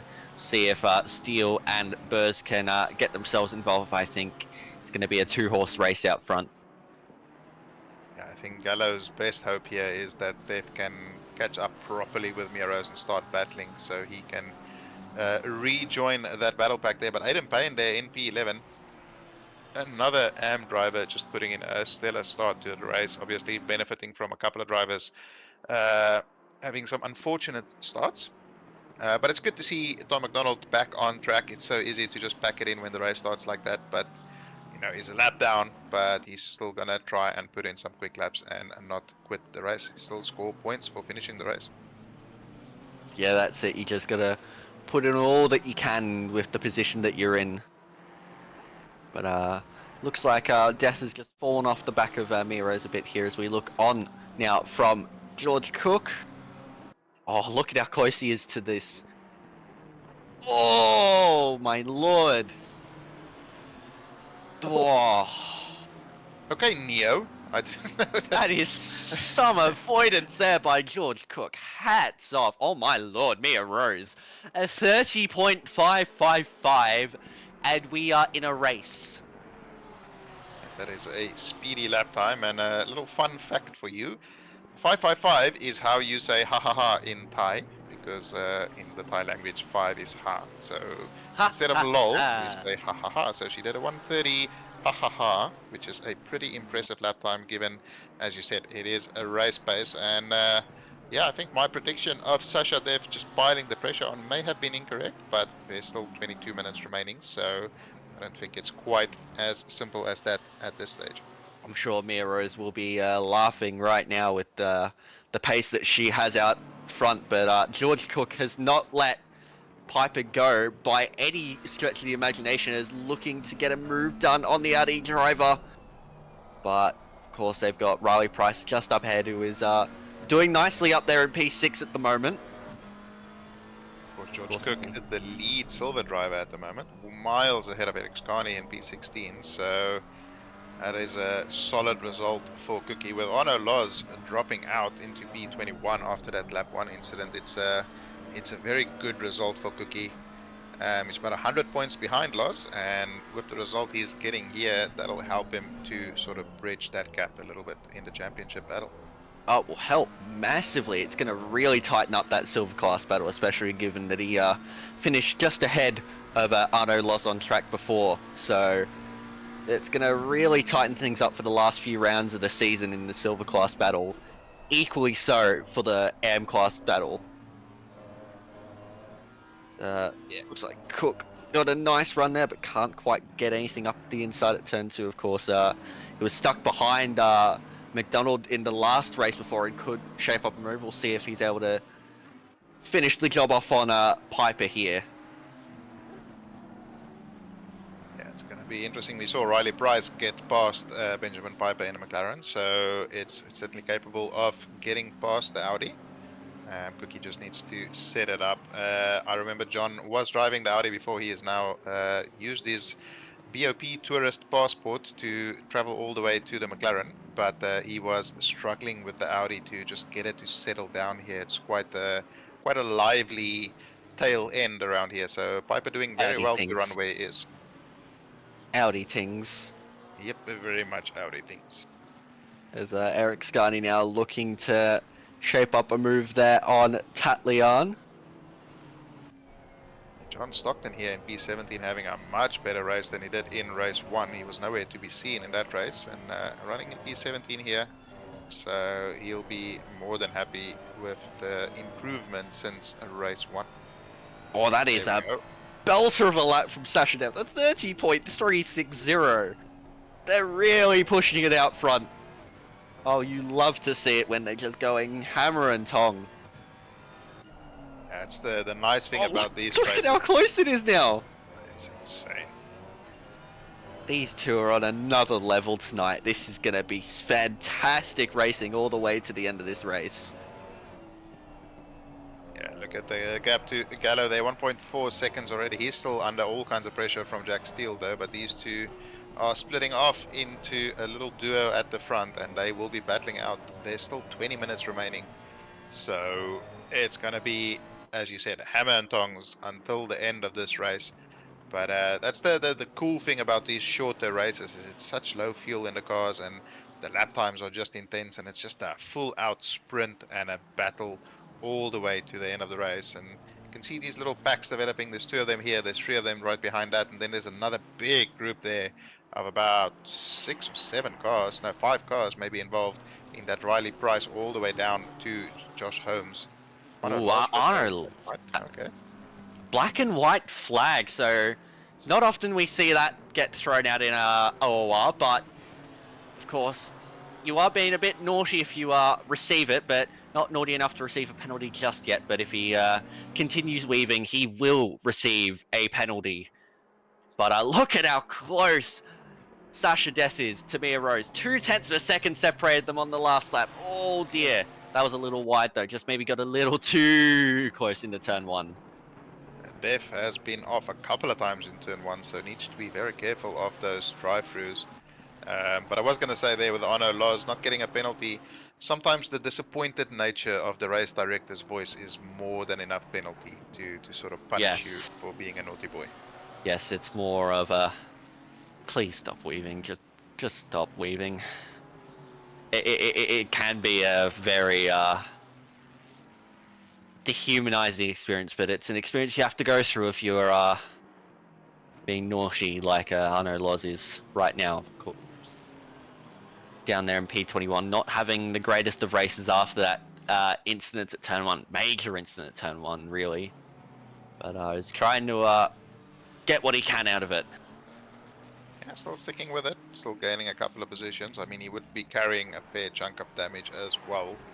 So, but he's still very close to running in the top 20, which is nothing to sneeze at. And it looks as though it was a bit of a poor lap, or maybe a very fast lap on the previous one for Gallo there. But the gap to Def came down by about 4 tenths in that lap. Let's see what it is now. It looks to be pretty similar to what it was. Def a little bit further behind Rose than she was. Yeah, the gap stays at 1 second. So Gallo really showing some good pace out of that Porsche as well. Yeah, just fluctuating a lot right now. I was really hoping the Porsche wouldn't have good pace, because I have to race against Ali Kairudin, who's absolutely rapid in a Porsche. Oh yeah. So we'll deal with that when we come to it by tomorrow, where we do have another 2 splits, and of course we have another split green after this. So a lot of racing to come, and then the EU split and the North American split. So you can get your full of racing, and then Friday we do have the Sim Magic Motorsport Australia GT3 Cup, brought to you by Octane Online Racing as well. So 3 days of just some of the best racing you will see in the APAC region. Yeah, plenty of fantastic racing on the cards. Of course, not just for Asia Pacific, but of course for Europe and North America as well. So be sure to be on the lookout for that.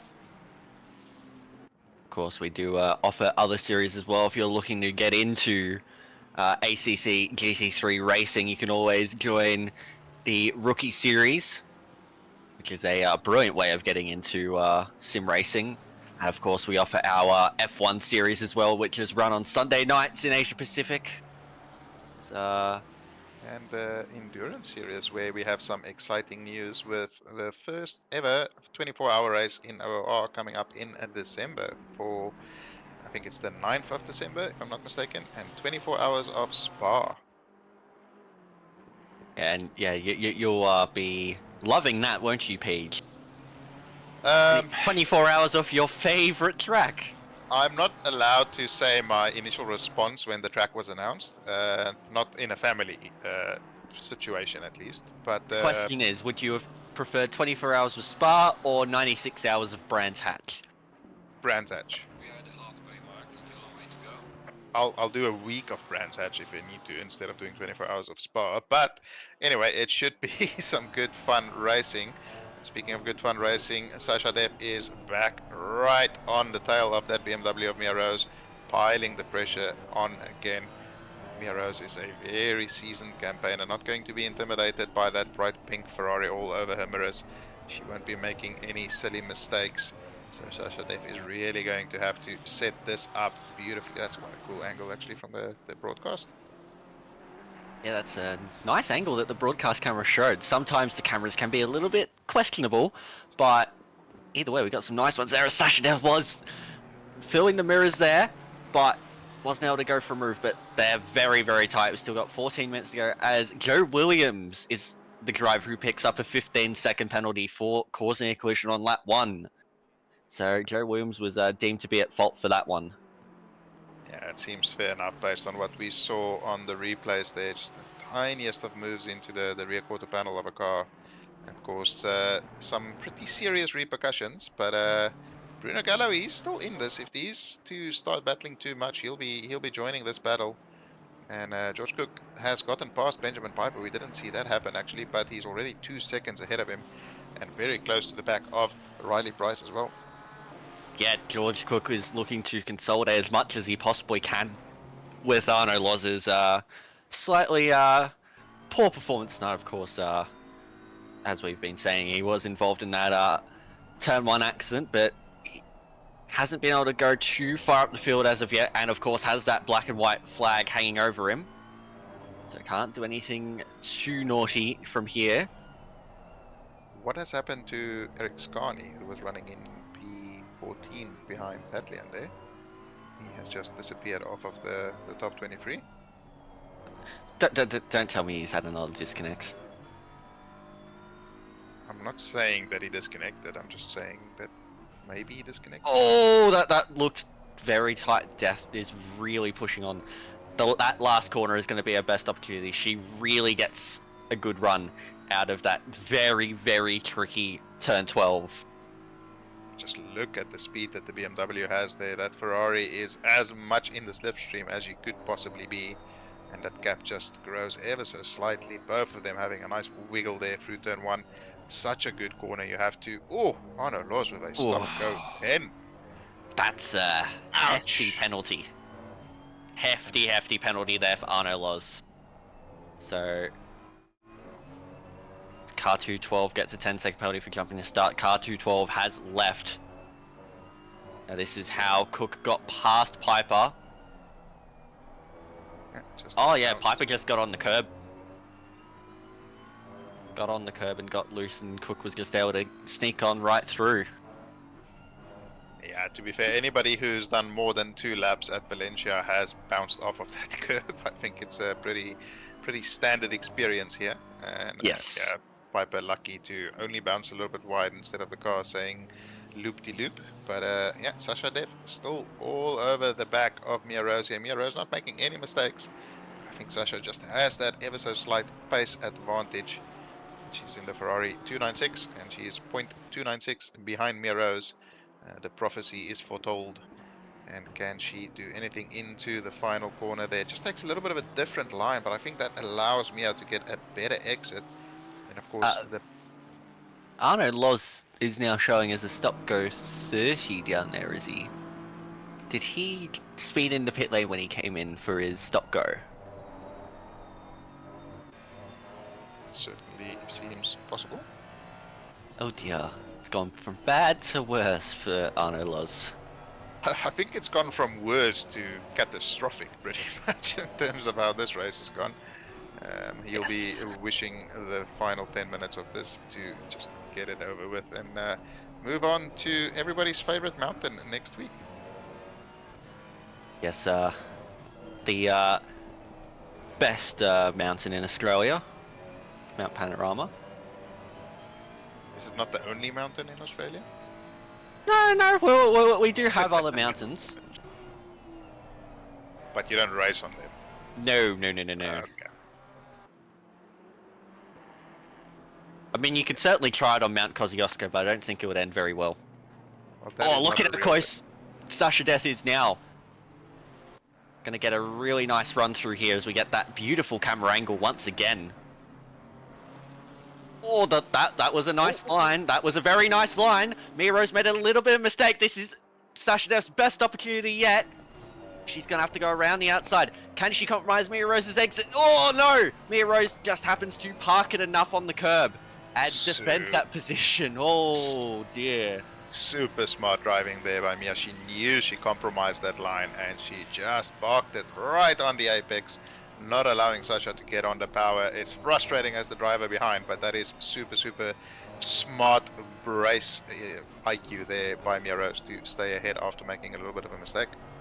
Yeah, well, Death looked like she was going to do the up and under, but just didn't quite have the room for it and had to back out of it, which compromised her exit and in turn allowed Mia Rose to hold on to that P1 position. This is great racing between these two. It looks like Death's tyres might just be starting to drop off a little bit of a cliff.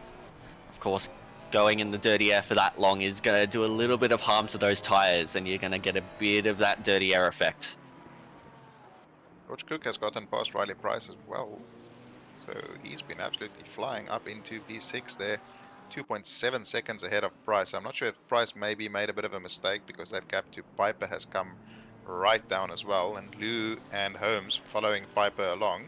So yeah, Riley Price might be under pressure from a couple of drivers fairly soon. And then further down, Nick Tatlian, Aaron Slade and Hani Kuri all within less than half a second of each other.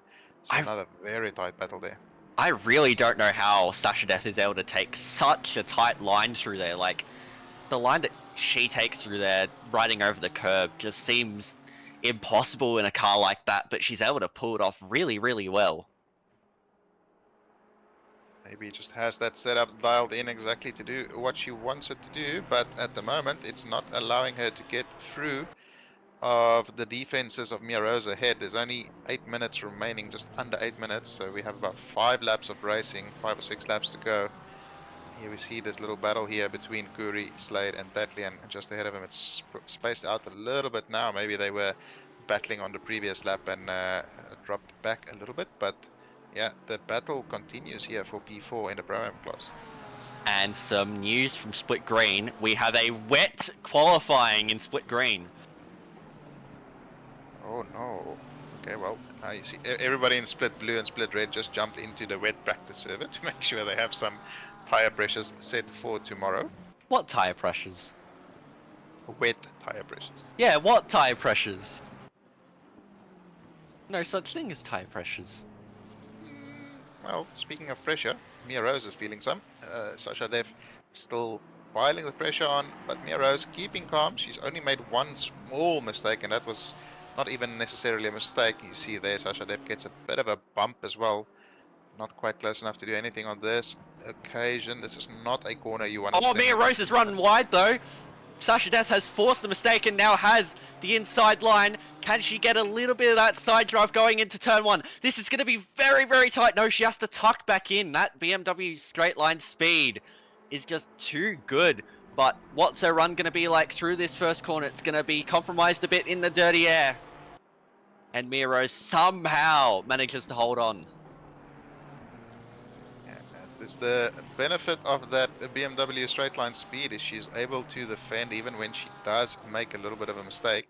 She'll be learning from that this time around and won't be making the same mistake. And so that was probably Sasha Dev's best opportunity she's had so far. And Mia still able to defend against the inferior top line speed of that Ferrari.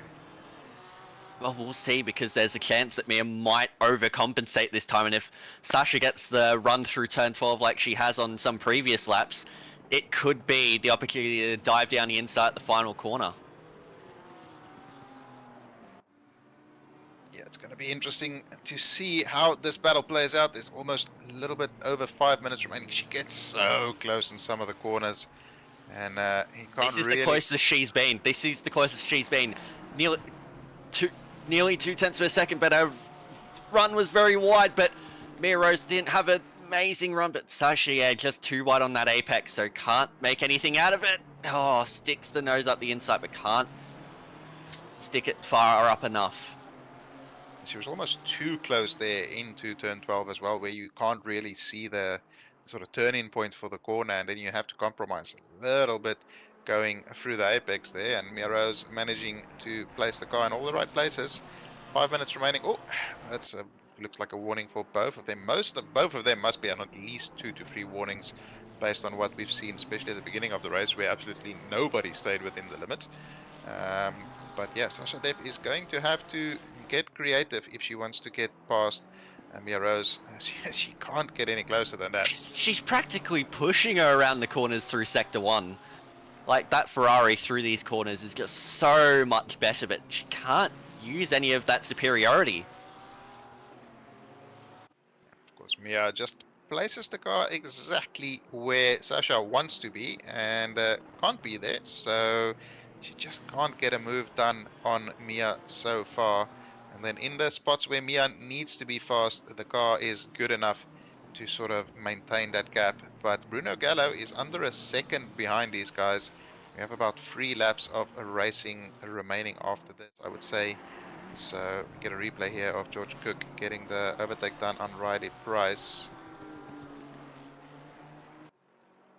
Or Pricey was very, very wide there.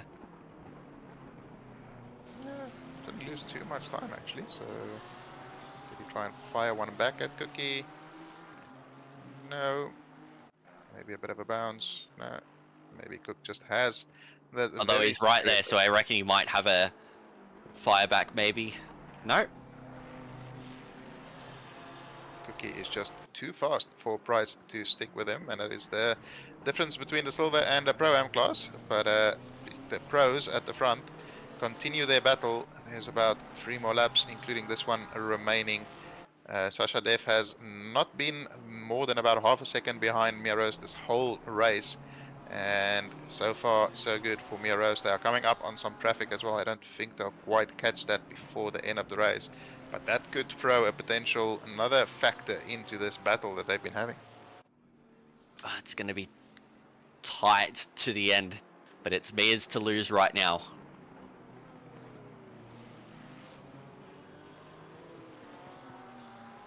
Keep an eye on it through the latter stages of this second sector. Can Death get the run through turn 12? We go now. Mia's got a bit of a gap and has a really clean line. Just think, yeah, Sasha's opportunity might have already come, and it's just now going to be a case of holding behind the BMW from here. But either way, this has been a great race from both these drivers, and Gallo too has been able to hold with them. Yeah, Jack Steele not too far behind that as well. Lucas Burrs in an unfavorable GTR, also keeping it. Keeping the cars ahead of him honest, not really pressuring, but making sure they're aware of him being there. But there's still 2 laps of racing remaining. Sasha Dev has opportunities, but it's going to depend on Mia Rose actually offering her one, and she doesn't seem too keen on doing that based on what we've seen so far in this race. No, that's for sure. Mia's driven a brilliantly clean race there. There's been a few mistakes, but she's been able to work her lines perfectly to consolidate the position where there have been mistakes. And Death just hasn't been able to really shape up a proper move on the BMW, mostly because of that straight line speed. Yeah, they are very, very close to that slow traffic at the moment, so hopefully the blue flag can get out of the way nice and efficiently, and does it beautifully. Lets everybody through there, has no impact on this battle whatsoever. Sasha Dev goes very wide there, manages to at least carry a little bit of speed through the curb there, but look how close Gallo is now, and that is probably... Oh, Mia Rose gets another warning there, potentially, but Sasha Dev would have gotten another opportunity on this final lap, but compromised that now and is now under all sorts of pressure from Bruno Gallo as they start the final lap here in race 2. Yeah, the lap times have really dropped off. Death now doing a 31.6, with her best being a 30.3. So lap times have really fallen off from here, but I think, yeah, Mia Rose has this one just about sewn up. What a race this has been from her. In a car that's slightly unfavored around here, she didn't really have a lot of hope for the car's performance, but she's been able to take the opportunity and is looking set to win the second race here at Valencia tonight for Split Yellow in what was a fantastic performance. Sasha Dev might try some last lap heroics here, but I don't think she's gonna be quite close enough to No, do way too anything of far the back sorts. now. Way too far back now. She's not going to gain that much time through turn 12. Well, we've seen that curb unsettle a couple of people. Let's see if Miros can keep it nice and safe. She doesn't take too much of a risk there. Sasha Dev is not going to be able to do anything unless she's majestic or magically able to break 50 meters later, which she is not. Mia Rose take a bow. What a defensive masterclass there from Mia Rose. He will take the win here in race 2. Sasha Dev and Bruno Gallo, your top 3 cars all within basically a second of each other. Jack Steele just behind them in P4. Lucas Burrs, another boring race for him, but P5 this time, not P3. He won't be too disappointed given the state of the car. And George Cook comes home in P6 and the silver class win. Riley Price, P7 Pro Am class win. And then Benjamin Piper, Grantley, and Joshua Holmes rounds out your top 10 finishes here. A much cleaner race after that first lap.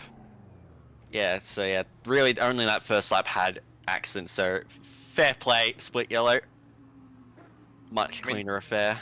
to be fair, the accident we got on lap 1 was pretty spectacular. So we didn't need anything more in terms of entertainment after that, No. given what we saw. But John Stockton, much better race from him in race 2 here, P28, and Payne up in P12. Good performance from him. Joe Williams recovered all the way to P17 as well after a poor start. So yeah, good performance from the AM drivers as well today. Yes, Withers will cross the line P22, and then Loz will finish out in P23 there. And that will pretty much do it for Split Yellow. We do need to quickly get through into Split Green, but I think, yeah, just my driver of the day has to be George Cook. Brilliant performances from him. P5 and P6 there did very, very nicely tonight. Yeah, no, he put in a great performance there in both races. And we should be jumping over to Quali very, very soon. But in the meantime, speaking of fast drivers, Mitch Hobbs, how are we, sir? Oh, hello, JP. Hello, Alexis. How are you all going? That was some great racing there towards the end. Fantastic racing towards the end. It was very close there between Rose and Death, but Rose coming out on top in what was, yeah, a great display of racing prowess between those two.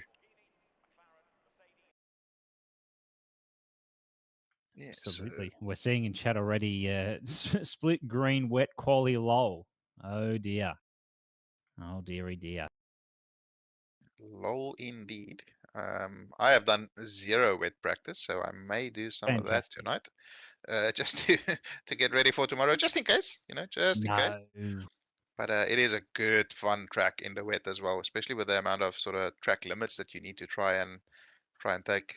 Some of those curbs are very deadly, I would say. Well, that's half of Valencia, isn't it? Curbs? Yeah, I'd say that's pretty accurate for Valencia.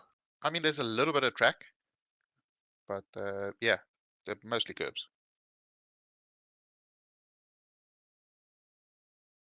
Oh, we'll move over to split green momentarily as my fellow commentary man joins us, Mr. Sean Bubb. Now, how you going? Oh, yeah, not too bad, Mr. Hobbs, and yourself? Oh, man, I'm ready for some split green racing. It's always a good thing to be. I just left the steward's box. And I'm now jumping in the comms box, just like running down the main straight, doing all that kind of stuff. Not as fast as the GT3 cars, obviously.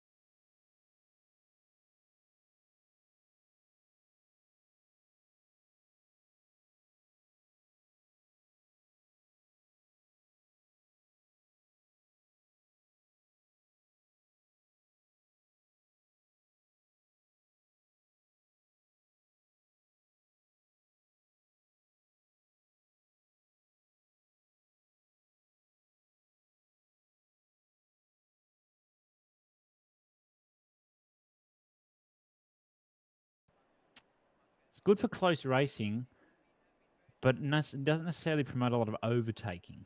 I think the only real opportunity you got, down the front straight, turn 1, final corner, turn 1, and maybe turn 2, 3, whatever that one is. There's about 4 different corners that could be counted as turn 2 in that first sector. Yeah, that's fair. I think it's much as like some of the other tracks that we do race here. It's one of those put the pressure on the car ahead and hope for a little mistake and then capitalize when you can. Yeah, absolutely. I mean, we've still got another split ahead of us here in split green, and we're not seeing it. Glenn's just lovingly sticking around. The hamster has not got in the wheel, as we say. The hamster hasn't gotten in the Discord VC wheel. That's what's going on.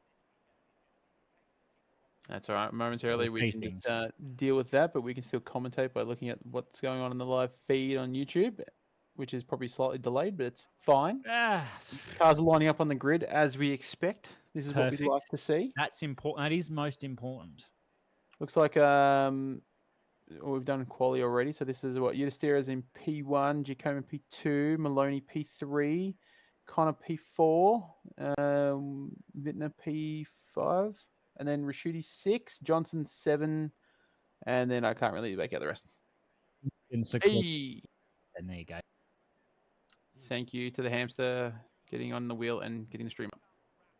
Absolutely. So Udastira does take pole, 2 Ferraris on the front row, and you've got Maloney splitting the lovely line of Ferraris there. Hind there, P4. It's always, I've noticed, nothing against Connor here. He's always seemed to struggle in the wet a little bit, I think, in this on this patch. But always seems to make it up in the race. So he's certainly one that I'd be looking out for. Yeah, I have raced against Connor a few times. Very speedy. Faster than I can go at the moment, but that's all right. I have actually returned to racing, thanks have to you? I was about to ask that. Yes, thanks to a very special member of the OOR community and the Kovacs team. Mr. Pickford was kind enough to send me a new wheel from Fanatec, so I did join up to the Enduro on the weekend, which was good fun, but I was massively off the pace. No, don't be like that. That happens when you don't race for a month. No, don't be silly. Don't be silly. But no, good to be back. But unfortunately, won't be returning to sprints. No, boo. That's fine. I've got some other stuff dealing with. But happy to sit in the booth and just talk with you, Mr. Hobbs. Yeah, mate, we can sit here all night talking. But more importantly, we probably, before they do start, halfway through the formation, talk about the format we've got this evening. Here we've got 2 30-minute races, Mr. Bub, now with a quali session for each. That is correct, and no reverse grid this time around. So all the drivers will have to do the joys of qualifying twice, and no pits, all that kind of fun. So they'll be hoping that they don't get caught up in any sort of incidents early on in the race and getting on with their business. Oh, I remember the days of reverse grid top 12. Do you remember those days? I do. That's how I got my first win in OOR. So yes, same. It was very nice in the Bentley at Zandvoort. That was back when the Bentley was good. I'm not necessarily concerned about the car you're in. I'm concerned about the track. Yeah, well, look, that track's not very wide, and the Bentley is, so that kind of helped my win. Yeah. So.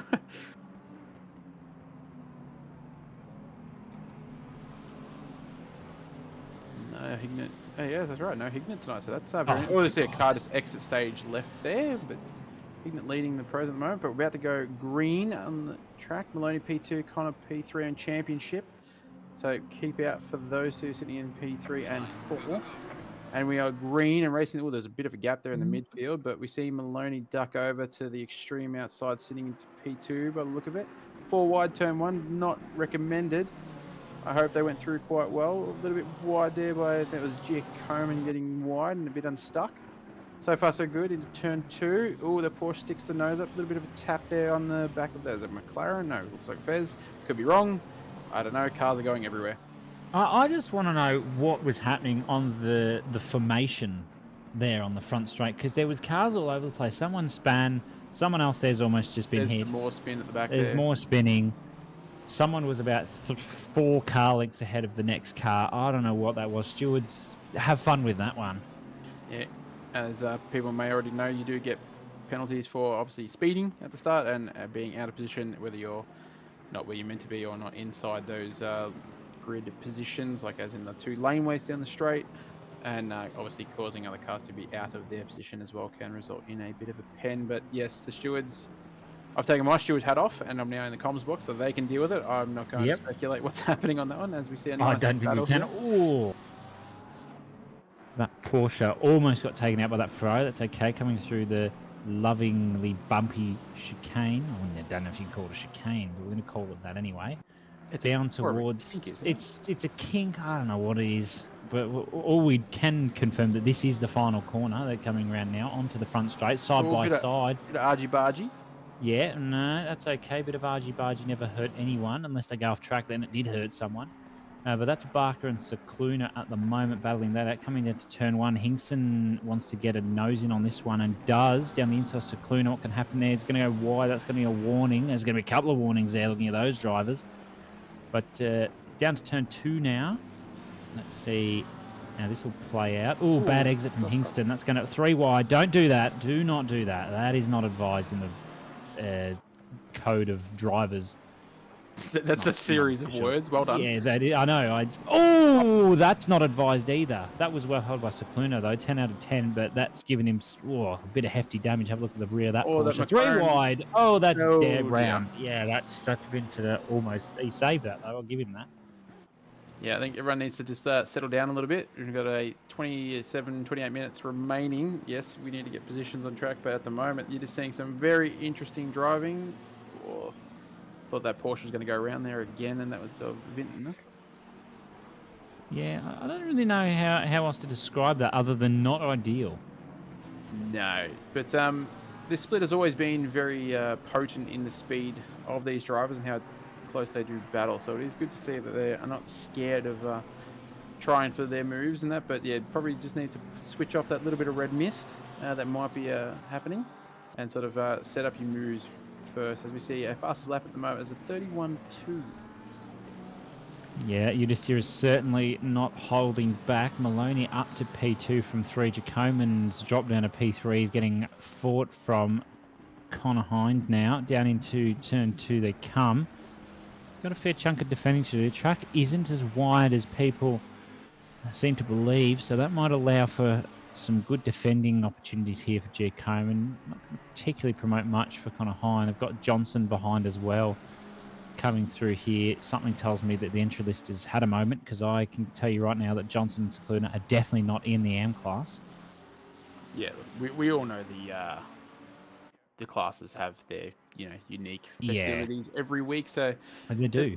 We'll get that sorted out in the background, but doing well so far.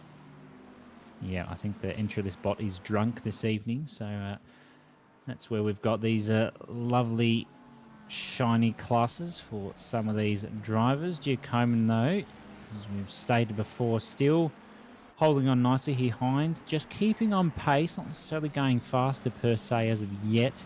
This is where Maloney needs to just use that opportunity to run away, and Johnson actually needs to use this opportunity to close up as quickly as possible with that good little gap back to Rashuti. So even Rashuti's got a good gap, 3.5 to Barker, who was fighting with the Cicluna before that little incident. Maloney, though, is absolutely hammers down now, 30.9, 2/10 faster than what Udastira did last lap. That's certainly no Yeah, G. easy Coman just feat. literally topped Maloney by a tenth as they crossed the line as Great. well. So it was Fantastic. Maloney, then G. Coman got the fastest lap.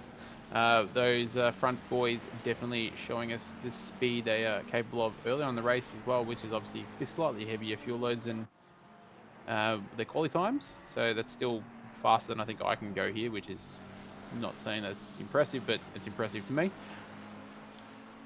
Yeah, it'd be impressive too. I dare say a lot of people who probably haven't had a lot of exposure to this, or a little bit further down in the times. Not to say anything wrong with that. You're still having a go, which is most important. Getting some good driving in, having some good battles, which G. Coman is still doing. Just holding Hind off nicely. Hind's having to hold back a little bit. Rear end of that Ferrari, you did look like it was coming around, but I think just a bit of throttle there has stabilised that one for him. Now down to very tight right-handed. This corner is very deceiving. You've got to go for a later apex to get that exit that you need, and then coming up to the kink now. Use all the curb you can on the outside without causing the car go like bumpy bump. That's not an English sentence, but we're going to continue anyway.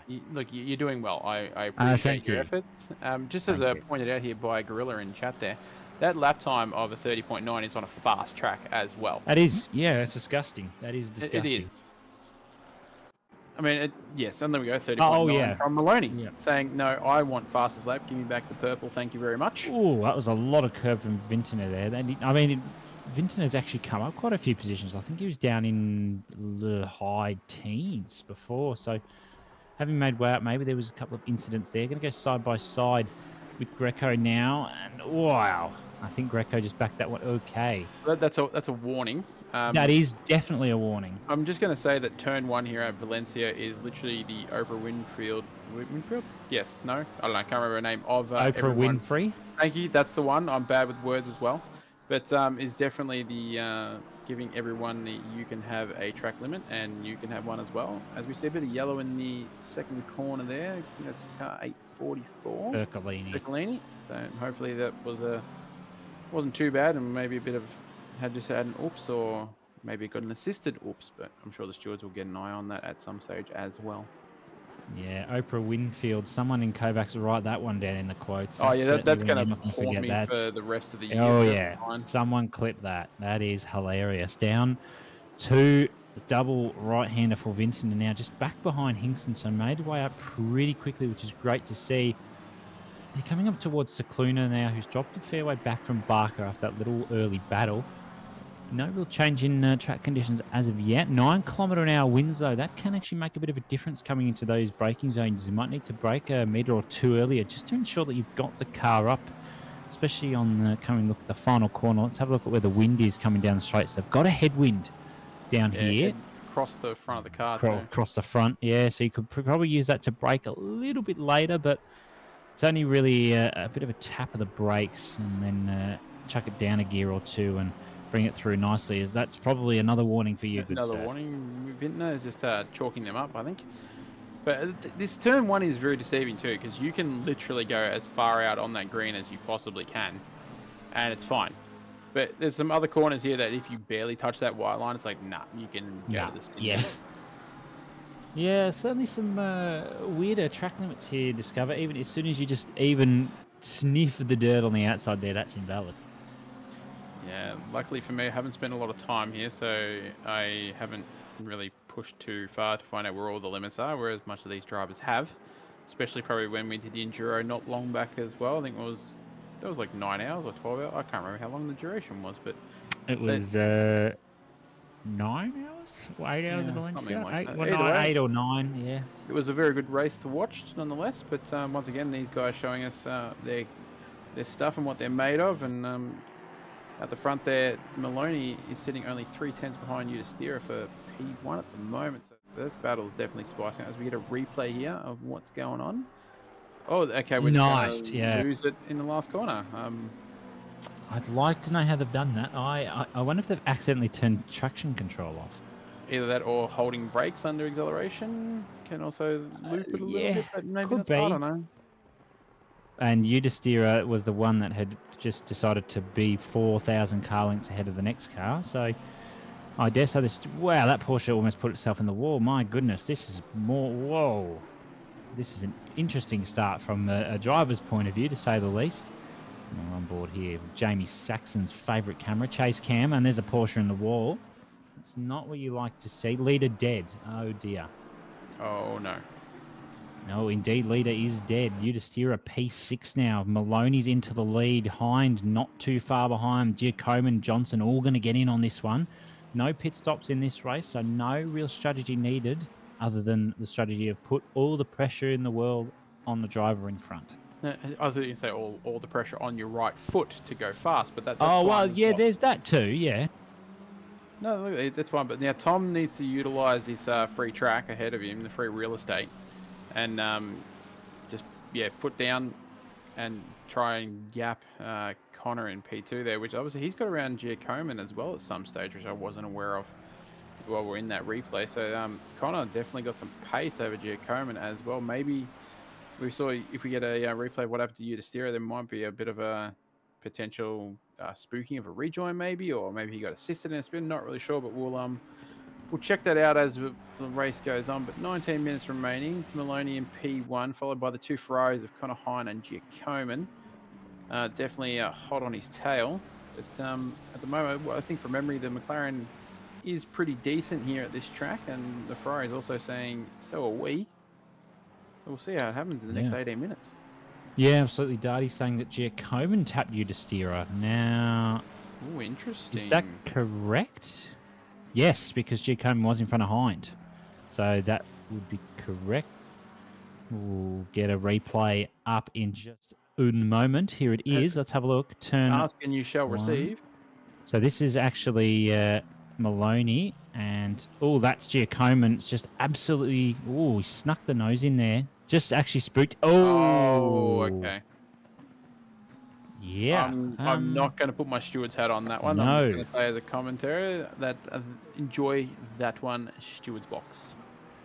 Yeah, well, they haven't given any penalties out for lap one yet, and it's just been about 12 minutes now. So they're certainly in depth looking at that one. That might even be a post-race one.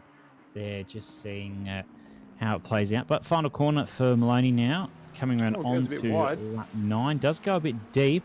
Is this going to provide something for Hind? I'm not sure. It looked like he come a bit squirmy out of the corner there, which is going to compromise his speed into turn 1, but I still don't think it's going to have enough. Stick the nose out? Ooh. Yeah, just going to tempt fate there. Like, I'm still here, so if you mess up turn 1, I'm going to come for you.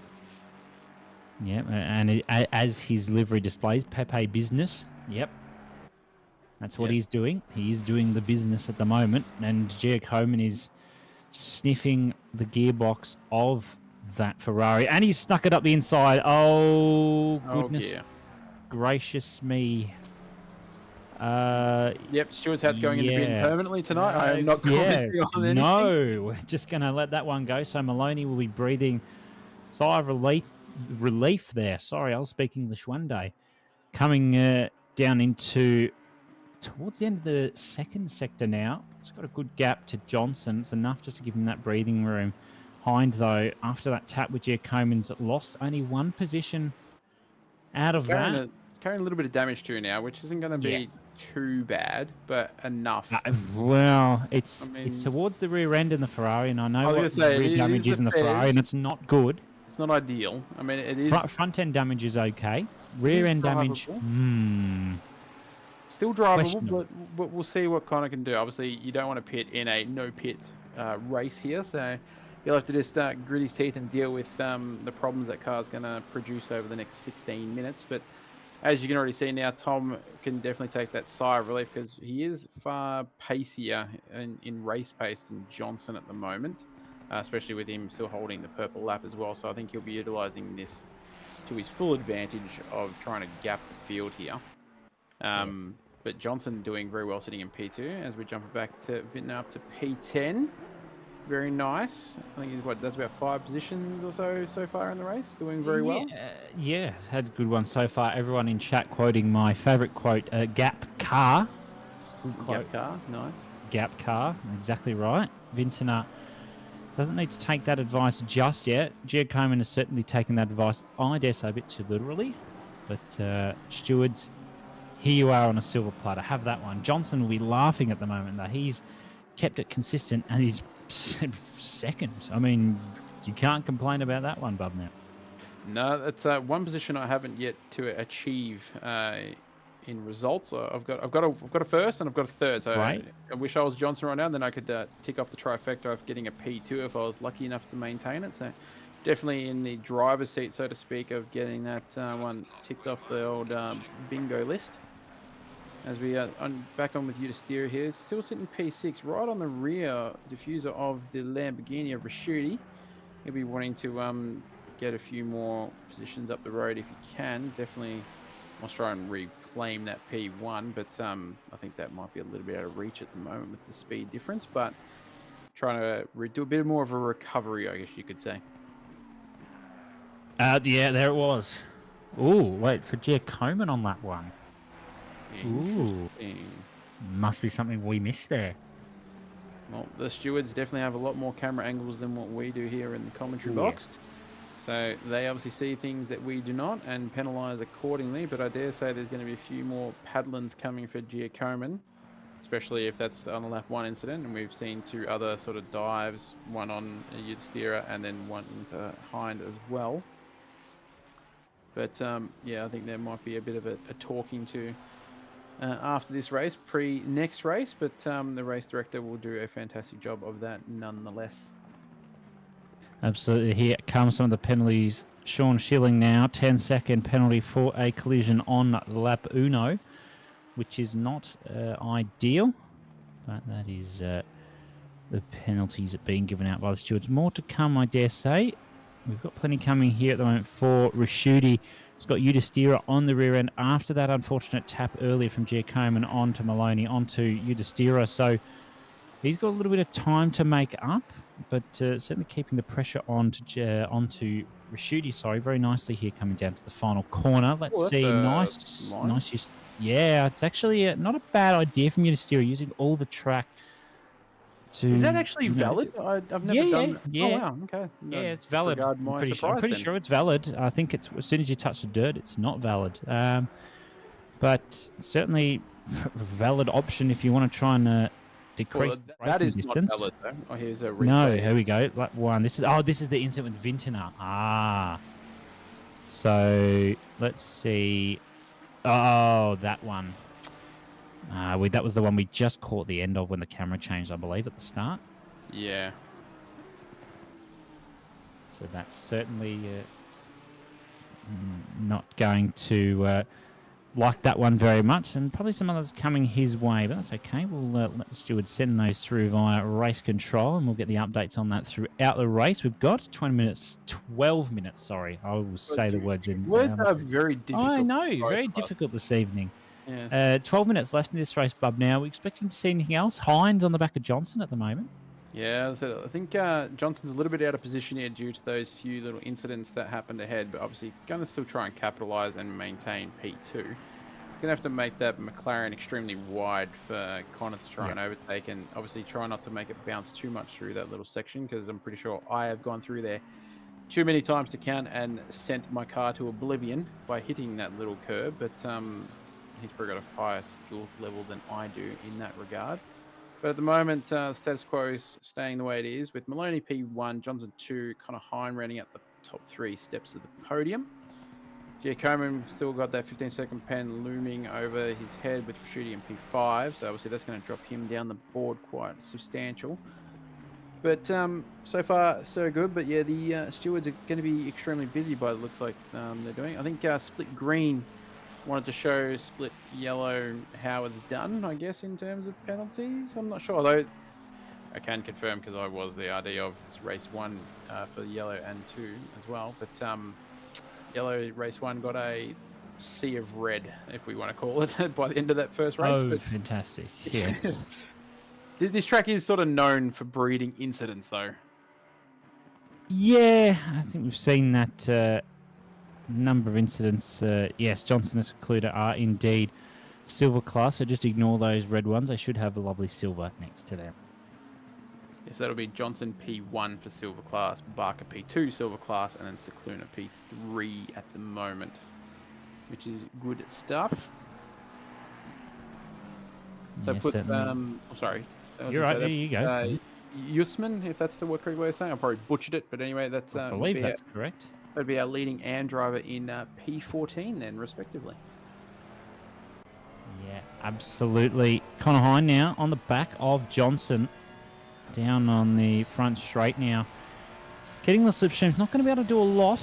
Not quite there yet. 30.977 fastest lap for Hine. That's only half a tenth, off fastest lap of Maloney. So he'll be kicking himself a little bit there, I dare say, if he knows what the fastest lap of the race is. Of course, you do get some extra points towards getting the fastest lap if you are the lucky recipient of those points. Coming round through Sector 1, out of here into Sector 2. It's really tricky, this track, but it flows really nicely from what I've seen, and I've had a lot of mixed opinions from drivers all over the place about this track, and still don't know how I feel. I think it's nice to sort of get it into a rhythm. I think it's a very flowy circuit. I know that's not really like a terminology you can use to describe a circuit, or maybe for those racers out there, you understand exactly what I'm talking about. But yeah, I think in terms of trying to get like raw speed out of it, or you're feeling like it's, you know, you're doing well, or you're progressing well, it's hard to sort of get over that plateau once you sort of get to a certain time. Yeah. But yeah, no, I think it's obviously this was a MotoGP track from memory. But yeah, no, it's still a good circuit nonetheless. I think it's just one of those ones we're just not used to, because it's one of the, obviously the newest tracks that ACC have available for us at the moment. Yeah, absolutely. New tracks always bring new challenges for drivers and much excitement, to say the least. Coming round turn 1 once again is Hind, using all of the outside curbing through turn 1 to get the most amount of speed out of the car. Giacomi just sitting behind nicely. He's got the 15-second penalty though, so not a lot that he'll be able to do. He'll drop a fair way down as Greco jumps in with a 10-second penalty for causing collision on lap 2. So the stewards slowly starting to get through these incidents. I dare say they're probably pounding their heads against a brick wall at the moment. Yeah, either that or they're tapping into the OOR Dan Murphy's account and just ordering many litres of high-grade alcohol. Been there, done that too many times to... But I mean, that's what we do to get through the stewards sometimes, because we look at things and we're just like, oh no, Yes. not again. But always we see Connor going extremely well and just catching the curb, getting all kinds of crossed up there. That's going to bring Giacomo way back in the picture, but done well to actually keep that car on the straight and narrow there, because I thought he was definitely going off to oblivion. Yeah, absolutely nicely held. The track has gone optimum now.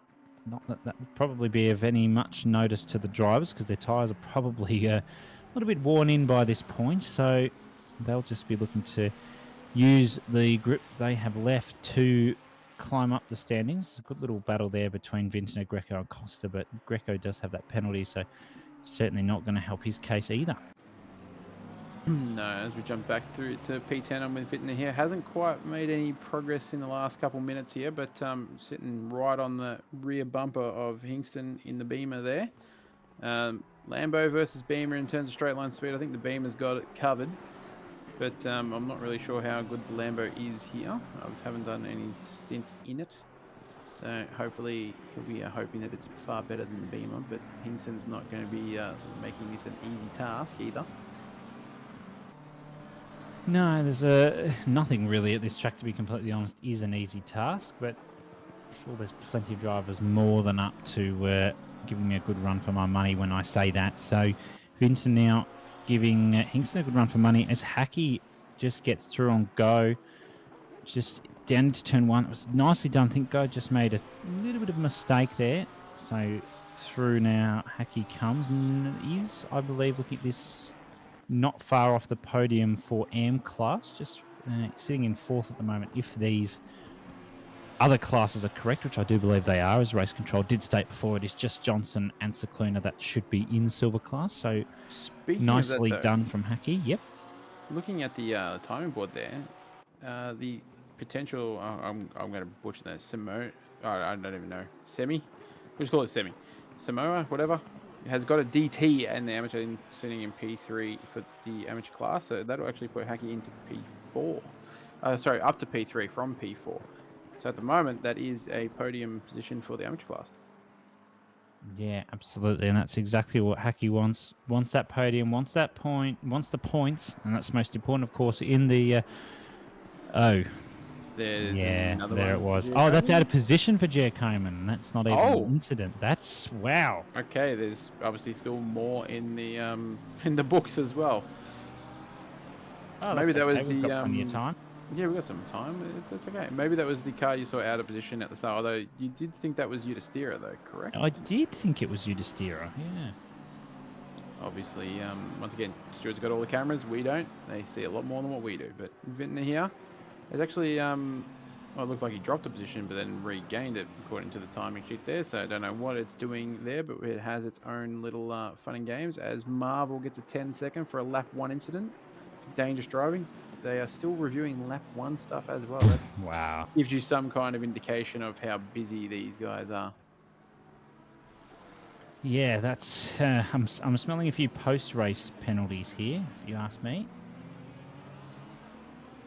Yeah, I think the stewards are going to probably have to do a little bit after the this evening's festivities, but the job will get done, and then obviously the points and all that will get carried across on the result page as we move on. But sitting here with Go at the moment, this is actually P2 in class for the Pro-Am, so I'd be very happy with that if I was in that position myself. Yeah, absolutely. Be happy in any sort of podium positions here. So at the moment, Brian Go currently sitting nicely here in the Pro-Am class, P2 as we said. Coming down towards the final corner is Connor Hines already on the back of Johnson again after that little slip up before. So Johnson's going to be all over him here in terms of defense. Johnson doesn't have to do a whole lot here. They're in 2 separate classes, of course, so he's got the call here. Does he want to hold that overall P2? I dare say he'd probably want to, though. Yeah, I dare say it as well. But just going to put this out there as well, just in terms of him holding back Hind as well. Maloney actually hasn't, driven off into the distance. He's been maintaining that 1.5, 1.6 second gap now for the entire time. So there's nothing saying that Johnson here is not actually putting out absolute banger laps, and just that Connor just hasn't been able to find enough of an opportunity to get around. So the speed difference between the top 3 isn't actually as big as we originally thought. Yeah, absolutely. Down the front straight, though, we go. Mr. Bub now. Hind is still in that slipstream, which is exactly what he wants. We're going to have 2 laps left here. So round we go. Hind just backs out a little bit there. And just needs to maybe just add a little bit more pressure than what's been added previously, just to really make that impression stick on Johnson. So we see Cicluna's actually jumped in the pits. What's happened there? Not enough fuel. Maybe potentially not enough fuel, or maybe a bit of damage. I didn't see a track limit come up for him, but then who knows? But yeah, Connor sitting roughly 2/10 behind. I think he's heard your request of putting a bit more pressure, because Yeah. you can't really get much closer than that without being up in the diffuser, which is fine. As we see him sort of duck to the inside a little bit here for this long sweeping left. No, not an opportunity. But we're going to see what he can produce in the final sector, as well as we see there's another 15 seconds for Luca. As I said, there's some more paddlings coming. It's a lot of penalties applying to his race result. But at the moment, the battle ahead for P2 is definitely on. I dare say that with 1.5 seconds over his sleeve, Maloney is well and truly clear and going to be fine for the last remaining lap. As kind of goes real deep, takes a very strange line and gets a poor exit onto the main straight, which is going to give Johnson enough breathing space that he probably wants for this remaining lap. Yeah, absolutely. Johnson would have been, I dare say, crapping his DAX coming through that second to last lap now. Final lap, though.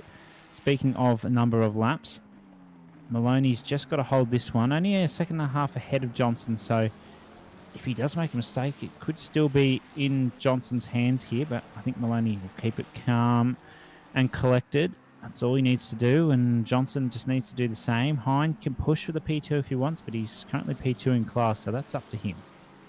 Yeah, and I think in the overall as well, this just stretches out the gap for Maloney over Hind as well, which is good to see. But just a quick segue as well. We saw a poll jump up there in the chat there. Last 3 rounds, Mr. Hobbs, Bathurst, Monza, and Spa. Which one are you most looking forward to?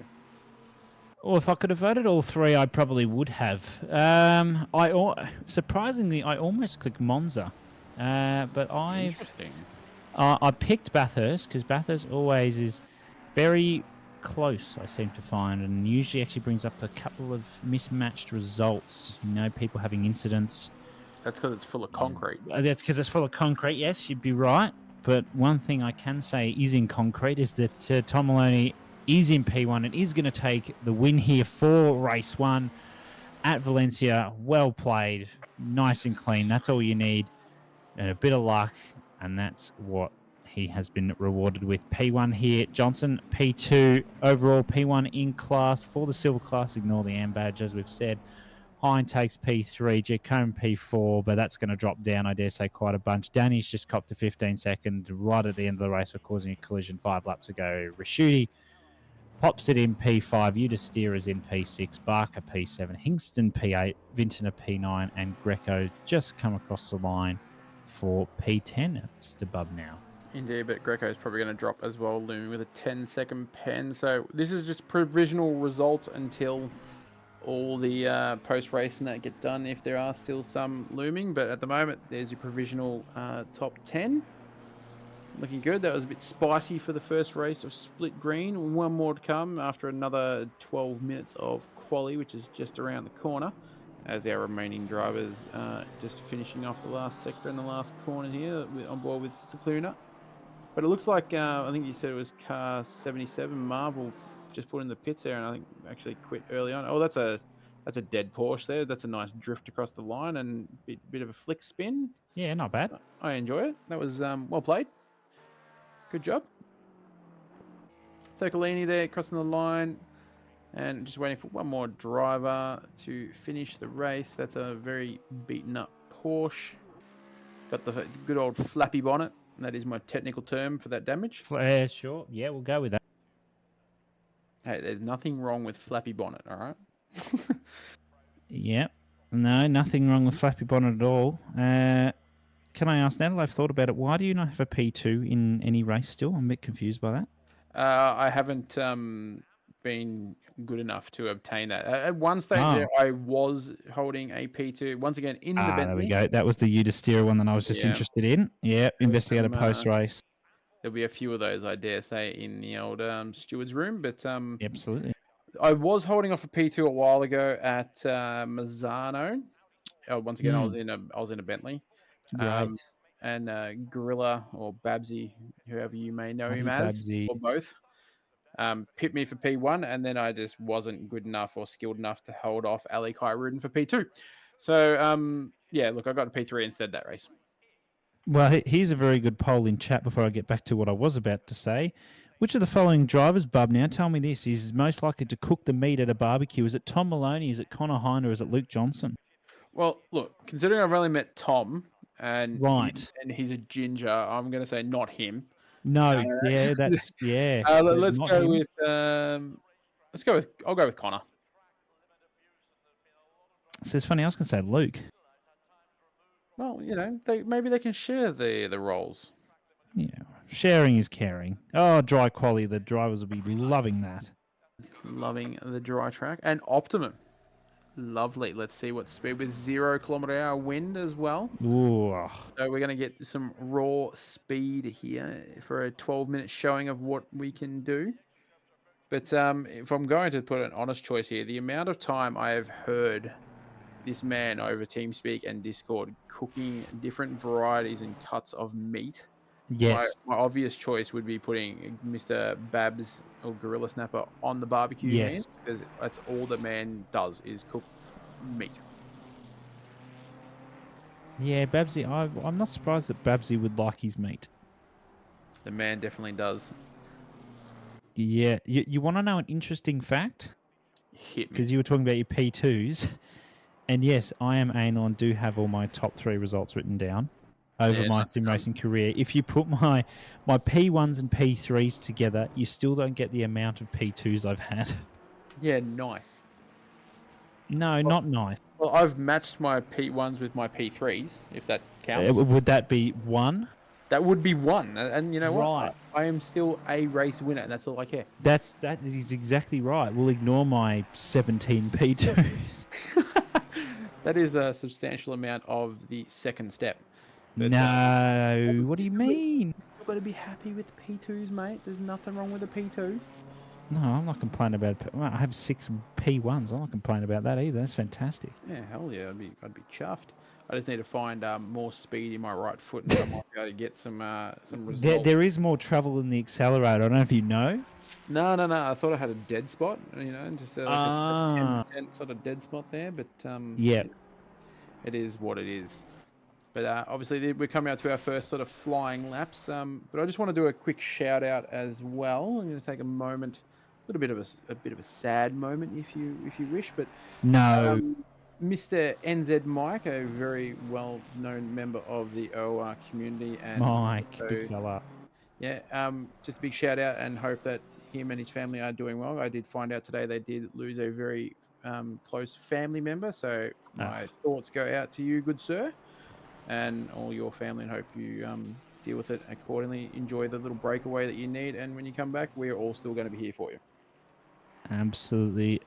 Undoubtedly, we will still be here to support Mr. NZ Mike himself. Yeah. Everyone loves Mike. He does. He's an absolute legend of a bloke. Someone's reporting that it's Alex Imes' birthday yesterday. Nope, Who there we said go. that? Well, happy birthday to you. Happy birthday. Let's not go there. Let's not go you. there. No. No. We don't need to start a sing along. He looks like a monkey and No. No. Okay, sorry. No. Wow. Wow. Well, I mean, That's he something to might. cheer about. Wow. Okay, Connor. Okay, 30.5. Ease up. Yeah, let's just or don't. Yeah, or don't. Yeah. Or don't works too. Kingston currently P2. Wirrawan is not too far further, only a 10th. Greco's actually just popped up into P3. Sasanto's not too far behind either. And the poll results are in. Connor Hind apparently cooks the meat at a barbecue, closely followed by Tom Maloney, and then no one agrees with me with Luke Johnson, so that's nice. Well, we're older and wiser than you, so that's fair. Wow.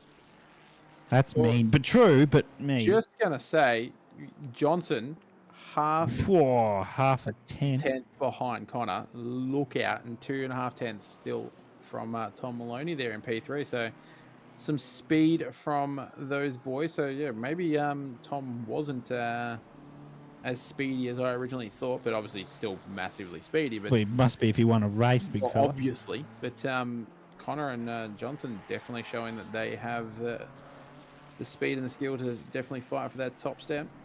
Oh, here comes the 29 as Mullock states that Connor couldn't make toast. Right. Has he got the... Oh, and bye-bye 29. He had that. Or maybe Slipstream.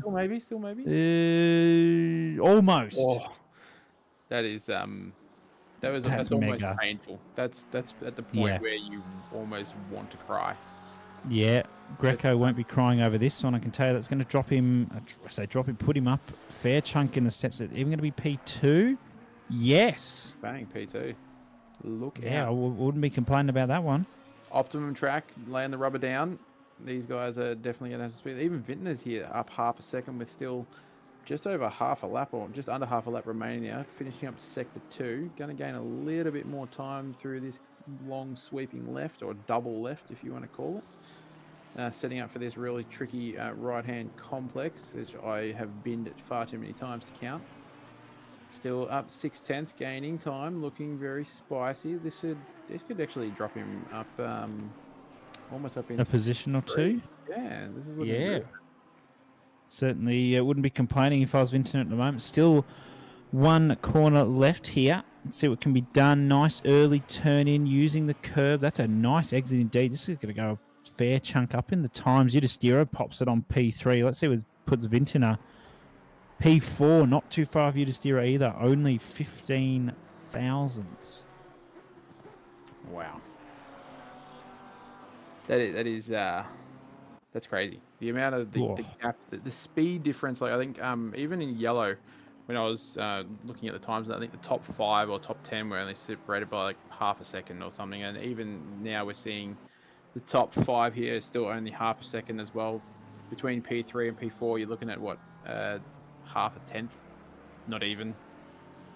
The gaps are just crazy once you get into a rhythm here. They're just showing us the true level of how good they are, and the speed difference between the top of the field, which is obviously nothing.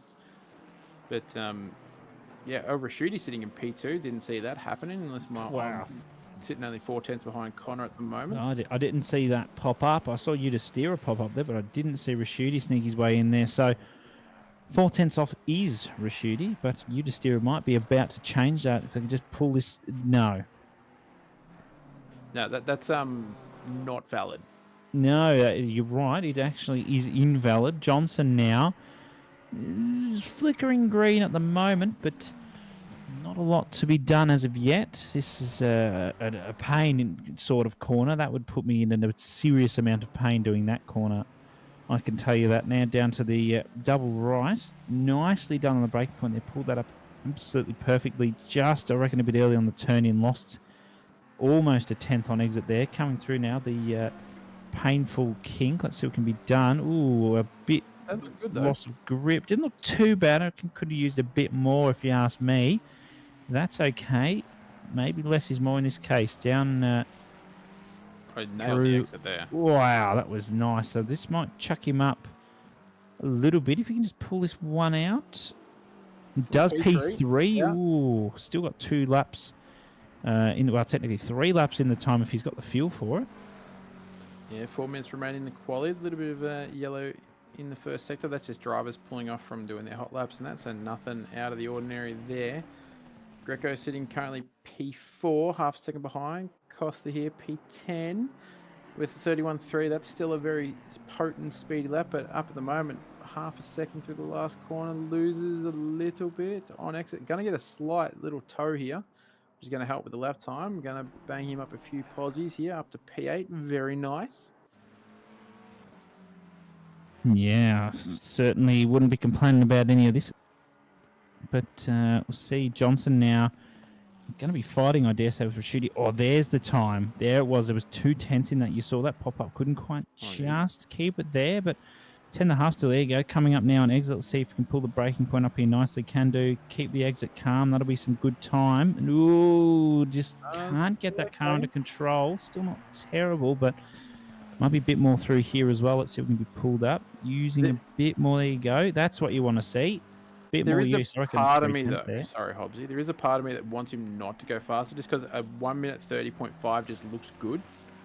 But he's proven me wrong here, going almost 2/10 faster than that. Losing a little bit on exit of the last corner, but just deciding he wants to poke his nose up into P2. Thank you very much for coming, Rashidi. Now it's your turn to return serve.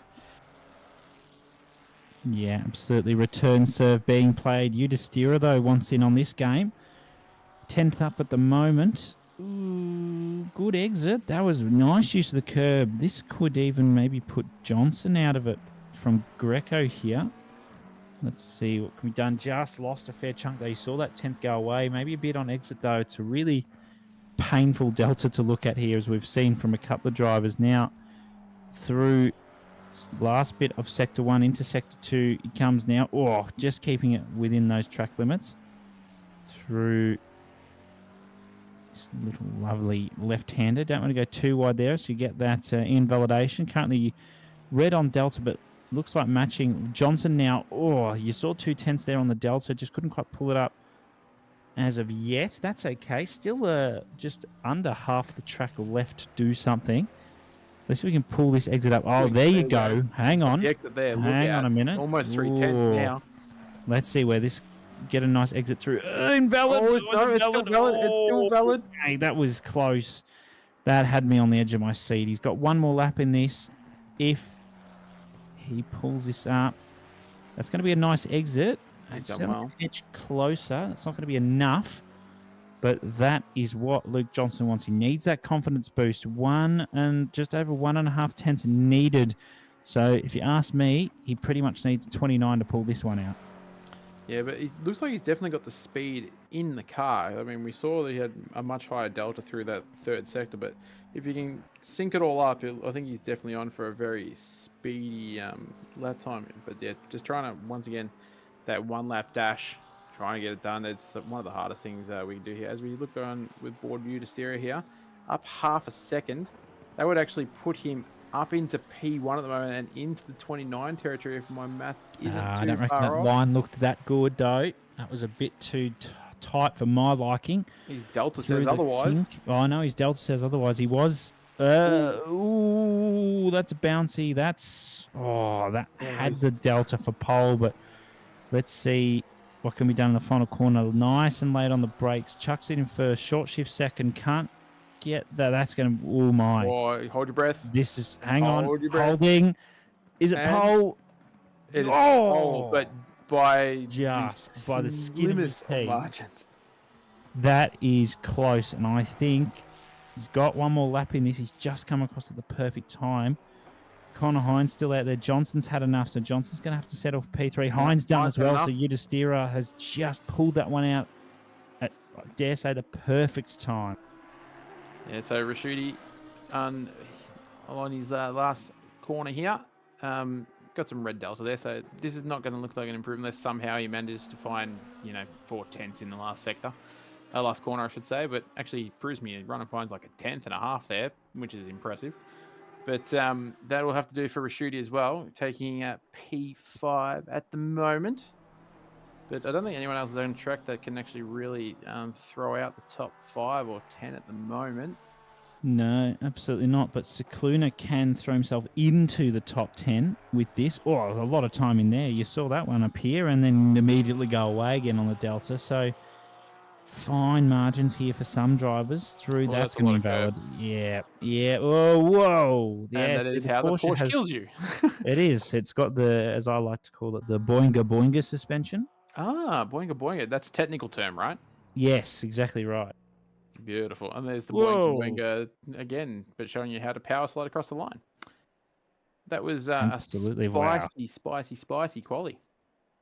Yeah, I don't think there's really any words other than, oh, wow. Wow is a good word. It's very descriptive, used in many occasions, and I agree. Yeah, I certainly won't be complaining to tell you that. No complaints here.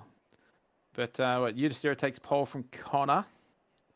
And then it was Johnson P3, Maloney P4, Rashidi 5. So that's your top 5 usual suspects once again. Greco out of nowhere P6. Giacomin down in 7. So look out for Giacomin to potentially start making his way through the field, or at least attempting to make his way through the field early days. And leave tomorrow's problems for tomorrow's me. Look at that for a bit Tomorrow's me, even better. The good old, what is it, Satima skin there? Now, correct me if I'm wrong, that's not usually Connor's livery, and I do believe is he trying to take the piss out of Mike Crick? Possibly. I'm not sure. Nah, but Pepe business, mate. You can't go wrong with Pepe business. Pepe business is literally probably like Kovacs is technically second logo. So. Oh, is it? It's been around for a while now inside the Discord, so I'm just going to say yes. Oh, even better. See, some drivers will have in-game liveries, some will have their custom liveries. Jacome with the custom livery over there. Got the lovely BMW, lovely Porsche. Some great liveries along here. We see some really nicely done ones. People do put a lot of time and effort into some of these, and they do come out fantastic. Yeah, I've done one custom livery in my time, and it took me like 400 years longer. than it 1,000 took me years. Yeah. So Yeah. I It always does that. It does, and I well and truly take my hat off to any of those that can literally crank out a livery within like minutes, because there are people out there that can do it in There are. Yeah, so hats off to all you people making our cars looking fantastic and the grids looking awesome. As we're just going to go for a bit of a cruise up into the grandstand over the pits here as we're waiting for the timer to tick down. Who's your shout out for race 2, Mr. Hobbs? Who are you going to pick? Ooh, it's gonna be a tough one. I reckon. Where are we at? I've got to see where everyone is. I'm gonna put my money on Luke Johnson again or Maloney. One of the McLarens there to shake things up. Ooh. So you reckon? Where's your money at? I've got an Look, idea where you're gonna go, but oh let's see if really? I'm right. Yeah. Oh, look, it's going to be hard to put it past. I'm going to go for Connor. He was just speedy. The Fez, he's now ahead of like the Johnson and Maloney, who were ahead of him last round. Obviously, he doesn't have to worry about Giacomin at this stage. But Udistira, yeah, it did get the lap of the gods there, but it did take the whole 12 minutes of quality to actually make that one lap count, which you only need to do it once, I guess. So there's that. But I just think Connor's probably a bit more consistent. That's all. Yeah, I think that's a very valid point you raised there. Udistira, though, does only just put it on pole. Had it on pole for the first race, and we all saw how that one ended, and that was in tears. Yes, it was in tears, but Not at fault of his own, might I add. no, but as I said, the early on and post-race stuff will still have to click in with that, so the results will more than likely change, but still impressive nonetheless. Yeah. These drivers certainly looking for some results in this second race. Another 30-minute race coming your way. Nice and sunny here, so no wet weather driving, which is what the drivers want to see. Yeah, I must admit, whenever I see rain on the horizon, I do cry a little bit inside. But apparently I'm not half bad in the rain, but still don't feel like I actually performed that well. But these drivers will be looking at these clear blue skies going, thank you very much. Time to get our head down. And as we come into sector 3, they go double file. And I took the last one, so I'm going to hand this over to you and see how much of a curse or non-curse you put on. Wow. Wow. Yeah, thanks, big fella. Now, Udistira hopefully has learnt from race 1. It's going to hold back a bit more this time and does so. So keep an eye here. He's still a little bit further up. Johnson's going to need to probably close that gap. What is Udistira doing? Okay, that's all right. That's not for me to comment about. We've gone green, though. Good start for most drivers. We're 3, almost 4 wide by the looks of that. That's not where you want to be at the moment. Udistira going very wide into turn 1. Giacomin just behind Rashidi and round. Oh, dead. Yep. Straight away. That was, yeah. That's got to be safety car. Yeah, that's Greco. That's Hingston. That's Rashidi. Still cars going off. That is not where you want to be. And I definitely ruined that race start for them all.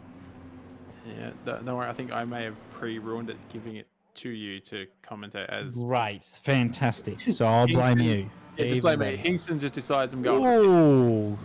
Giacomin really wanted to give Barker a good scare there. Yeah, well, I dare say there's a brown flag in the back of that car at the moment. These guys are not ghosted. Hopefully they've been warned about that, and they are now sort of stagnating the field, which is good. Well, I'd like to think that that's common sense. Well, you would think, but, you know, people in Red Mist, sometimes we forget the simplest things. I mean, we've all done oopsies here and there, so... Do you love a good oopsie? Yeah, I do, but at the same time, I don't. But it's fine. But no real place movers. Actually, I think Vinton is the only real sort of winner out of that lot there, up into P5, which is good to see. Maloney still is he's in P3. So nothing sort of set out of the top sort of 4 have all sort of held station, but a little bit of big mix up after the incident there. So I dare say you'll see a few things kick on throughout the next sort of 15 minutes, and penalty-wise, they might shuffle the field a little bit. But are we going to go racing at the end of this lap? My guess would be yes. Oh, I would also be going with yes, but we'll just wait to see that safety car banner disappear. I reckon they're all getting lined up, getting held back. Of course, Udistira will take control of the race. Here is the safety car coming in, so Udistira is taking control. We're back racing here. Didn't really catch Hind napping, and Maloney caught straight onto it. Johnson was napping a little bit. Ignore those fastest laps because that's just a lie. That's Down about to my turn part. one now. Yeah, sure, we'll go with that. Fastest times there. Oh, a bit wide there for Hind. That's going to be a warning. Maloney's going to hold on to this one. Vinton is going to get on the back of Johnson. Not much to be done there as of yet. A bit cleaner start this time. No yellow flags as of yet. Through turn 2 into turn 3 now. Udistira doing nicely. Vinton is putting the pressure on. Johnson needs to catch up quick step. Put some pressure on Maloney here if he wants any sort of a chance of being on the podium step once again. Through the end of Sector 1 into Sector 2 they come now. Need to keep within track limits on the exit here. And Udistira is using absolutely all of them.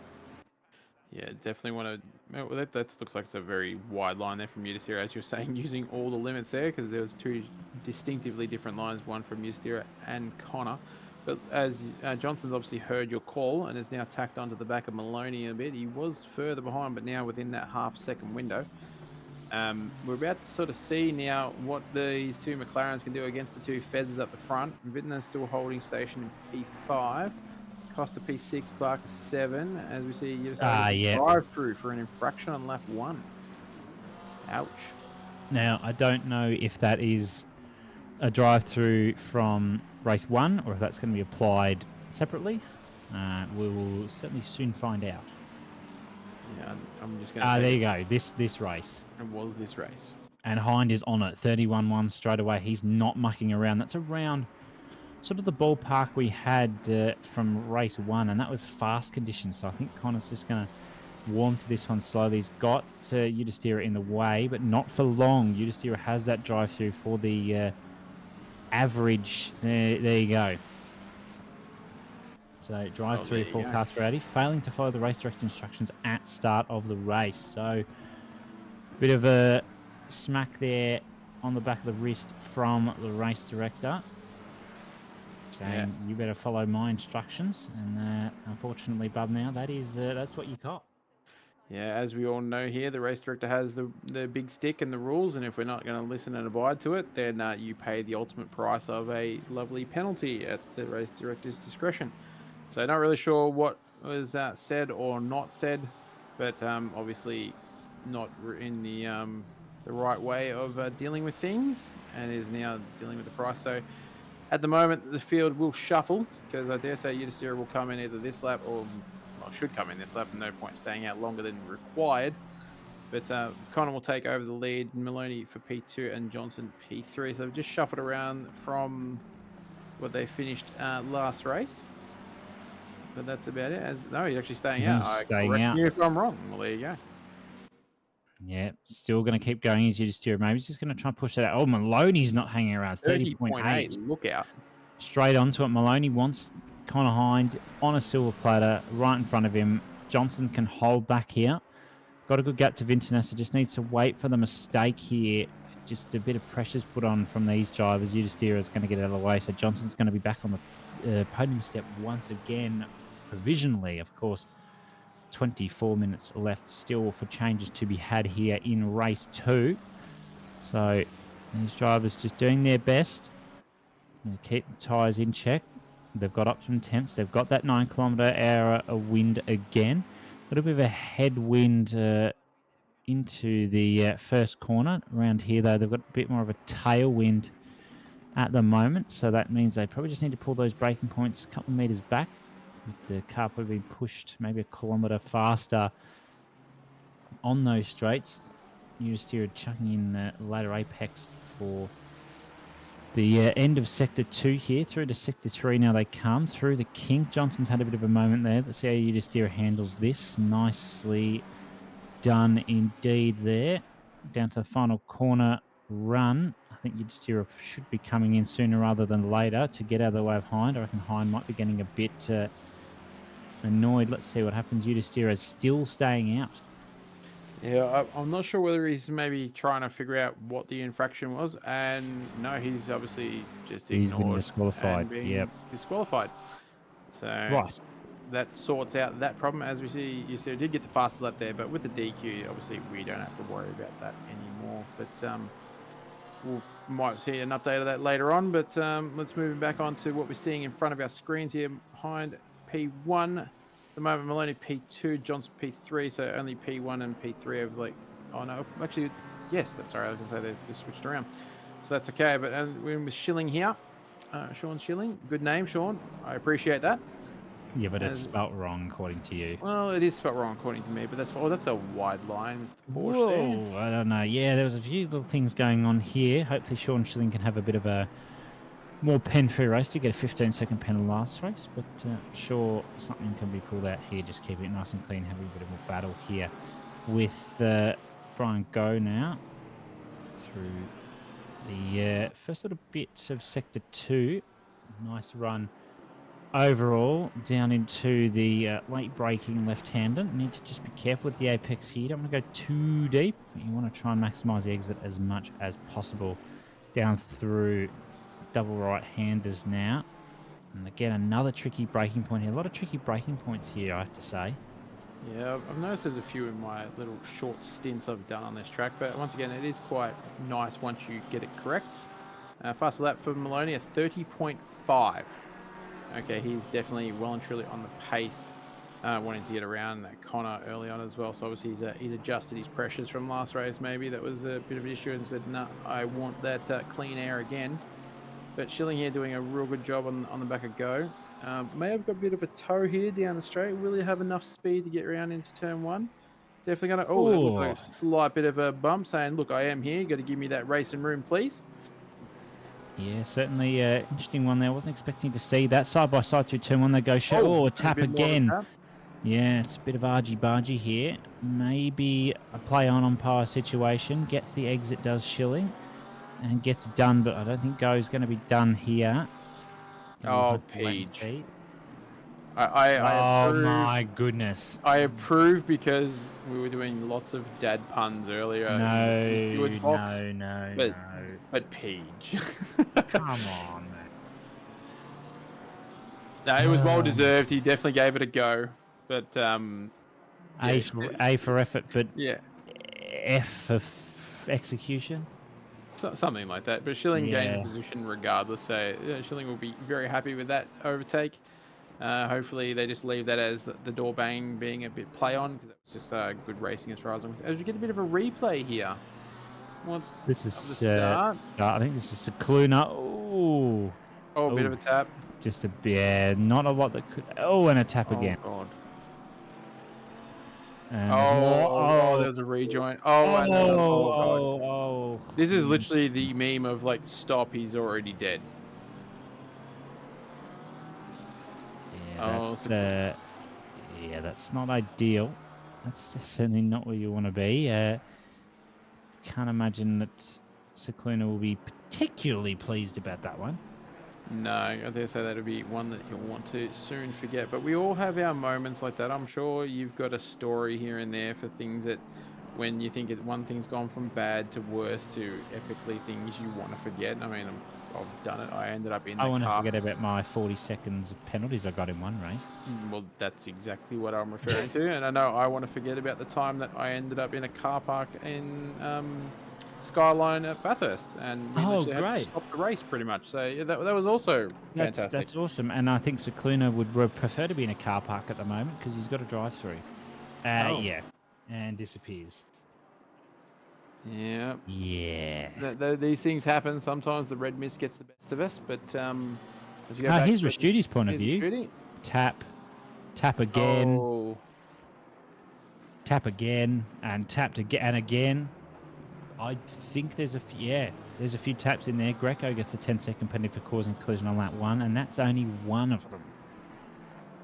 Yeah, look, there's a fair bit to unpack in that opening incident there, but I'm glad we've got a very well-oiled machine in the steward's box taking care of that. Those gentlemen do a very fine job at the best of times. So as we go back here, watching up the front now, we jump up to P2. Greco gets drive through for dangerous driving lap 1. So there's a second slapping for lap 1 incidents.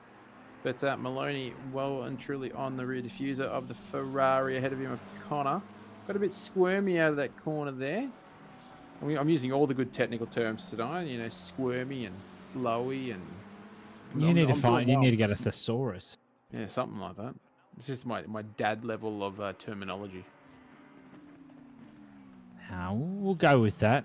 Oh dear. Yeah, unsafe rejoin.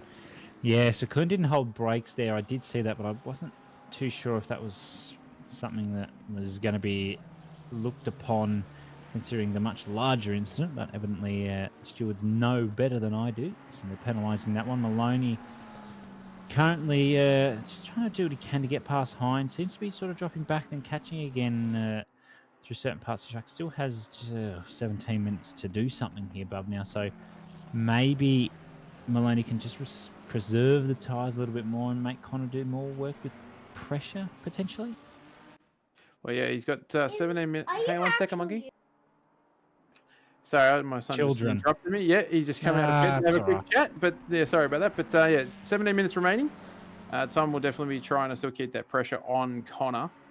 But at the moment, looks like Connor might have the better legs in terms of the tyre life at the moment. I think Tom's just been a bit more squirrely in that around, especially this part of the exits of, was it turn 4? Yeah, 4. Could be wrong. But yeah, Connor looks a bit more planted at the moment compared to the life of those McLarens behind him. So at the moment, my prediction of Connor maybe getting the win is looking decent. But it is. Yeah, but Dad, fast cars. Yeah, fast cars go Brewer. Yes, exactly right. I want to see the fast cars going Brewer. Yeah, he does. And look, there's a funny green man. A funny green man, hey? Yeah, a funny green man. He's holding a briefcase and wearing a suit. It's the Pepe businessman. Yes, that's the Pepe business, son. What's that?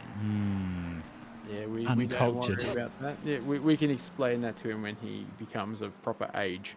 But at the moment, yeah, Maloney's still holding the pressure here. Just 6 tenths behind Connor. But look, that gap closed up quite nicely there in the final corner there. I think he got a much better line as we go back down the main straight. Not sure what the speed difference is between the Ferrari versus McLaren. McLaren will have more, I can guarantee you that. Well, there you go. I'm not surprised considering like 6th gear in a Fez is just not there. Well, it's there, just not here. Well, yeah, okay. It's more just the note changes in the engine rather than actually getting power. Wait, there's engine noise? Ooh, Danny cops a 10-second penalty for causing collision on lap 1, so more penalties for lap 1 coming our way.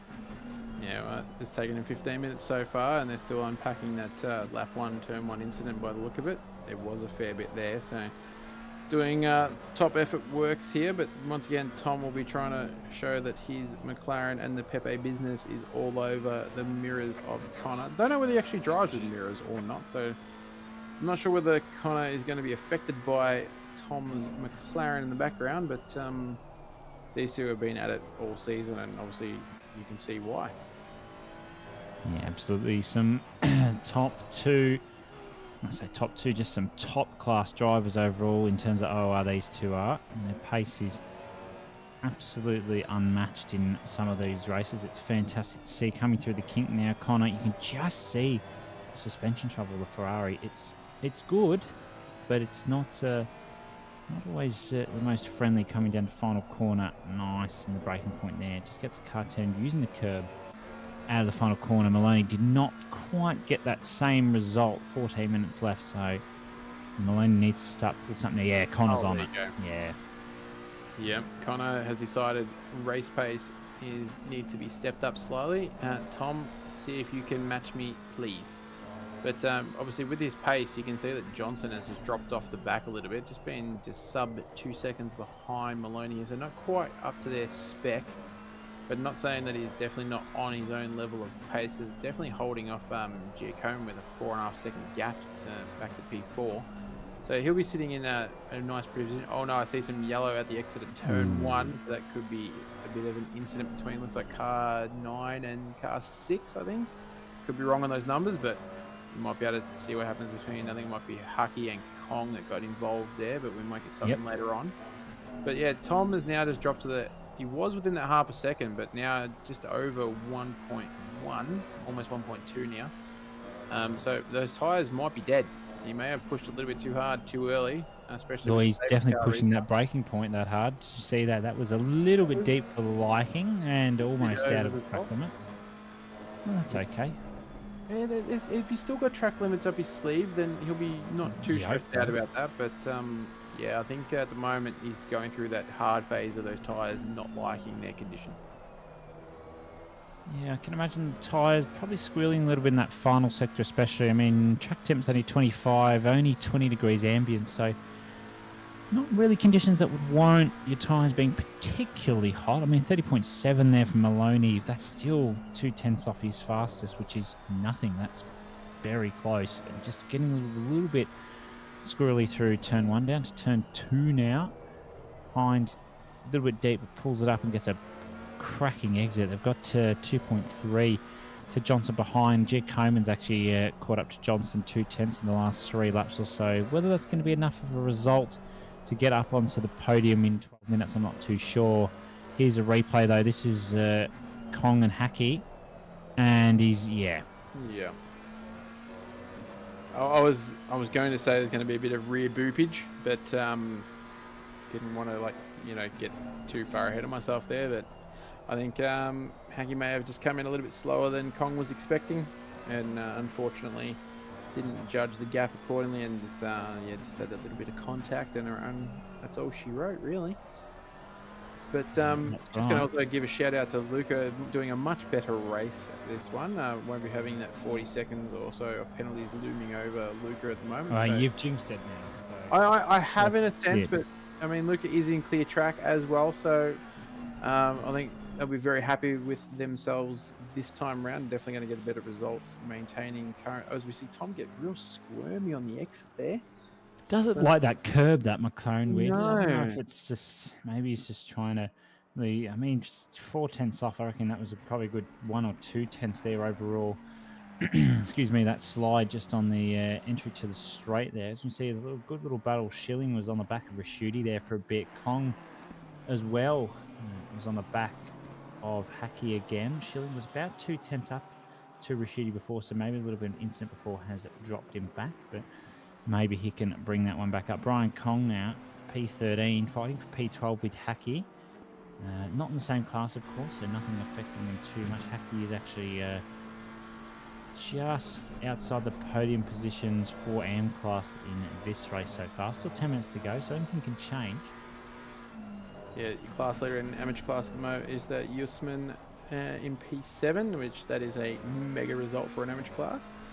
And obviously Johnson with the wrong badge attached is leading your silver class, and Pro-Am is Kong in the lead at the moment. So there you go, that's your class leaders at the moment, with 10 minutes remaining on the clock for our race 2 at Valencia here.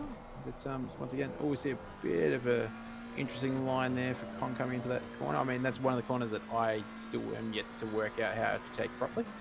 I know it's a very late aspect, as all goes very deep.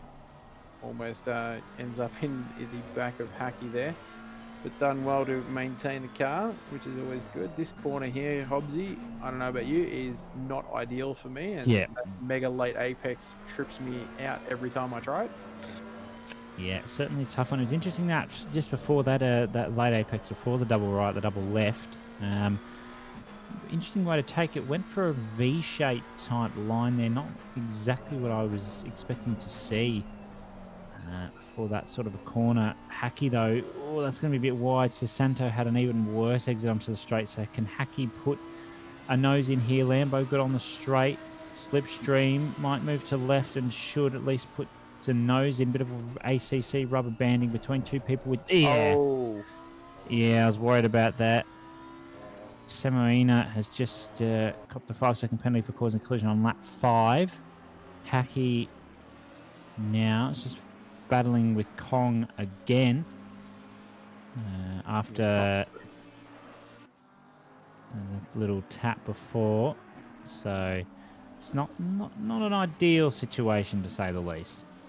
No, unfortunately, I think at a quick glance, there was just that little bit of too much overlay and too much crossover at that fast corner. I mean, we all know that when you go through there at whatever kilometers an hour, that your car is naturally going to drift or oversteer. So yeah, I just think it was too wide into a corner that you need the other driver to also understand you're going too wide and have enough, I guess, mindset to understand that it's going to be complicated at the best of times. Yeah. So they tried. Unfortunately, it didn't quite work, but don't worry, the best of us can't get it right at the best of times anyway. So carry on, and we'll Yeah. let the stewards sort out that one as we progress into this race a little bit further. Absolutely. Just over 7.5 minutes left in this race. Maloney's 1.5 behind now, so Hines really pulled this gap out. It's just exactly what he wanted. Still holding fast lap. Hasn't gone faster than that 30.4 that he set before. Johnson's 3 off Maloney. Giacomin will see that pop up. Had an incident potentially because he was literally just P4 behind Johnson and is now P5 behind Vintner. So it's not ideal for Giacomin, whatever has happened. Barker's a little bit back from that. Yuzman's a little bit back again. Wirawan's a chunk down the road. Danny's not too far behind, has a penalty though. Thurkalini's in that little battle, potential battle pack, I should say, there too. So you don't really know. It's certainly anyone's game with these penalties. Yeah, and we've got just under 7 minutes. What's that? That's roughly, 5 laps-ish, if my math ain't too horrible. Remaining, potentially 6, depending on how they cross the line, when they cross the line. But yeah, like, penalties still happen. Incidents will still going to flow, potentially, hopefully not. They won't for the rest of the race. But the field is quite spread. There's usually only a couple little battles that we can see directly on our screen. Like we've got Giacomin here being a half second behind Vintner at the moment, and Vintner will not be making this easy for Luca. But wouldn't mind knowing what happened to Luca there, because I mean he was something like only 2 or 3 seconds behind Johnson up the road, but obviously now has come along, as we see Brian Con getting that penalty for that collision into turn 1. I dare say that was on lap 11 if my memory serves me correctly. But Giacomin all over the rear of the Lamborghini of Vintner. Definitely has the speed advantage, I would say. But whether he can actually get around, like as we all know in motor racing, it's one job to catch, another job to pass. But of course, remember, gap car. If gap car, yep. If gap car, that's right. There is that statement in racing. Not that I fully agree with it. No, but yes, gap and Let's car. have a Well, look. there you go. So this was. Let's have a look. Giacomin down the front straight has actually just pulled off a bit here and let Vintner through. I wonder if that's a bit bizarro. I'm wondering if maybe something happened earlier on that potentially he maybe had stewards have asked him to give the penalty. Yeah, so I mean, who knows? Like that. But nothing confirmed for us from any of our sources. If anyone does know, I'm more than happy for you to let us know because we can't see anything from our end. But he is back in the slipstream with Vintner with 4 minutes to go. I dare say there'll still be 4 laps left in this race as Hind is pulling away nicely as Brian Go gets a 10-second penalty for causing collision on lap 11. That might have been the not what you same. want to see. Could be the same incident. Maybe one was for a turn-in or a late break, or maybe not holding brakes. We don't know the full details of many incidents. Yes, there was lots of things going on. So I mean, but as we said, the stewards have all the tools at their arsenal, so it's all good. But oh yeah, in chat, Scuzzy saying he's due for a bad round, but doesn't think he's going to get the silver class title. Look, there's still 3 rounds to go. Lots of things can happen. Don't throw it out the window yet. It's the Cluna, yeah. Yeah, don't throw it out the window yet. You never know what can happen. No.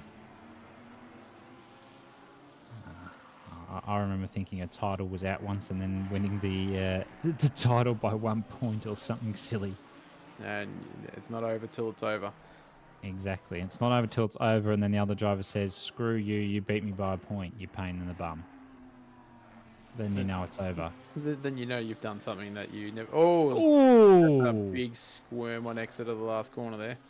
But it does well to maintain that Ferrari in the straight direction. I'm pretty sure if that was me, I would have ended up in the pit wall. But that's fine. yeah. That outside curb is known to be slippery, but it certainly caught a couple of drivers off as John wants JP to be timed out. Yeah, right. I think that's just for getting confused who Scuzzy actually is. So that's probably Well, fair. it's funny. To be You look honest. at it and go, Scuzzy, whose name that had a rough race starts with S? Now, let's have a think. It logged clearly. Yeah. Absolutely. I remember Sloz. We all have our, brain issues from time to time. I mean, my two brain cells at the best of the time rub together and occasionally come out with a decent thought. So, but the rest of the time they butcher everything. That's just the way it works. And I'm just going to give the benefit of the doubt to Peach here. He is a dad, so he's got dad brain as well, which doesn't help. But Nah, it's not an excuse. oh, it can be. But Luca here doesn't have an excuse. Or so to say, Vintner doesn't have an excuse to try and defend off Giacomin here. A couple tenths behind, and the gap's down to 3 tenths at the last split. As you see the Well, they've Lambo got riding 2 more that. laps to do it. Yeah, 2 laps, let's go, 2 attempts. But that Lambo looked like it rode those bumps through that little kink actually quite nicely, but I didn't even see Luca's car bounce at all. So I'm not sure which one has the better ride through at the moment, but Vintner definitely enjoying the battle, I dare say, here for P5. Up the front, though, Connor is just enjoying his 2.6 second gap to Maloney. Johnson still enjoying his P3. Battle on track here for P4 and 5.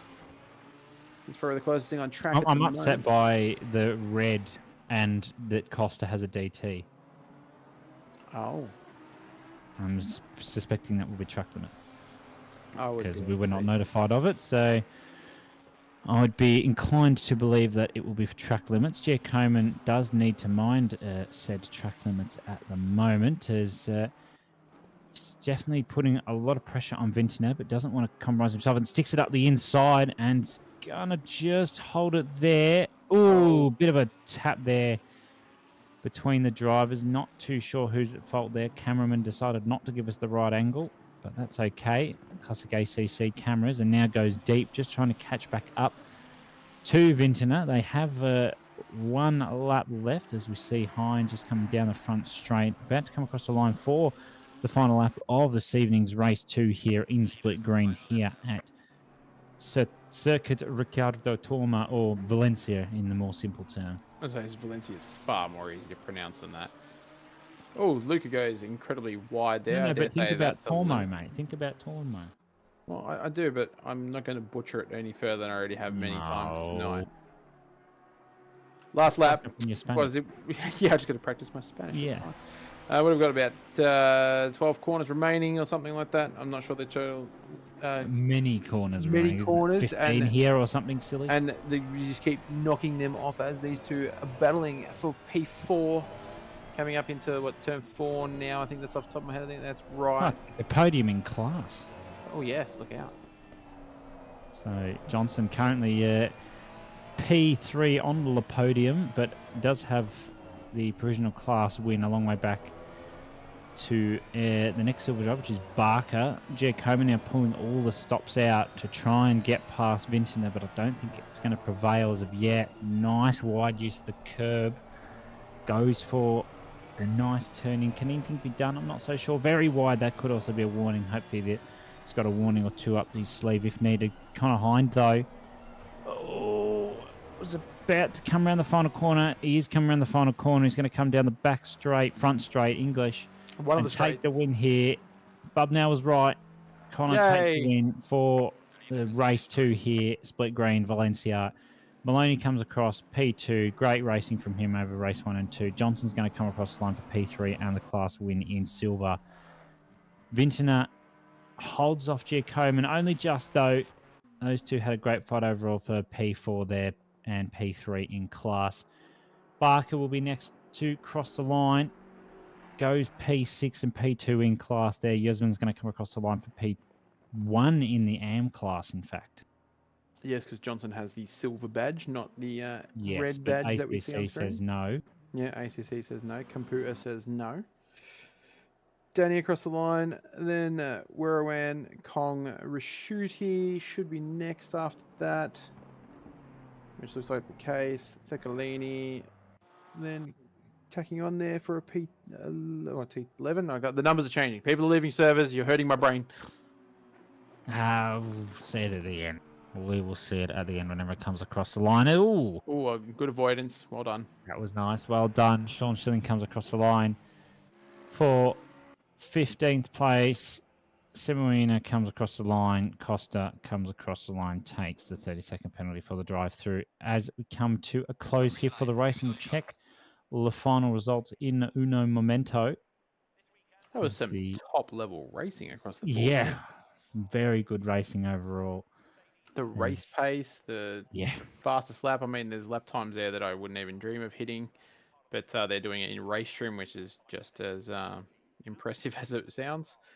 But yes, that absolutely. is split green done for both races as we get our race results happening here. So race one, your winner was Tom Maloney, followed by Johnson and Connor Hyde in P3. That was your overall. But in your race two, if we're clicking over, we've got Connor Hyde taking the win this time over Maloney and Johnson for P3. So the same three suspects, but just different order. And then go to Pro-Am. If we're going Pro-Am, yes. Kong gets the win over Go and Murrendon. I'll probably ruin that one too. Mahida. Mahiden, thank you. Barker, Costa, and Greco for the silver class, but that's also wrong because the badges don't work. And then amateur, it was not Johnson, but we got Yusman, Werawan, and Sustano. Oh, yeah, I'm ruining it. I've ruined it. It's late. My brain works, doesn't work, stuff, words, things. I think that might be time for me to leave the comms box, Hob, but that was split Yes. green. Some fantastic Yeah. racing. Yeah, very good racing overall. Do, of course, stay tuned. We do have splits blue and red tomorrow night for Asia Pacific, and you'll have the North America splits and European splits as well. But of course, on this coming Friday, we have round 3 of the Sim Magic GT3 Cup heading to the circuit Ricardo Tormo, aka Valencia. Stay tuned for that. Pro-Am and Pro final splits will be streamed here on the OOR channel. Cannot wait to see that, bub, now. Yeah, best of the best showing up on Friday night, obviously. But yes, come back and join us again tomorrow, guys and girls. Thanks for joining us tonight, and we will see you next time.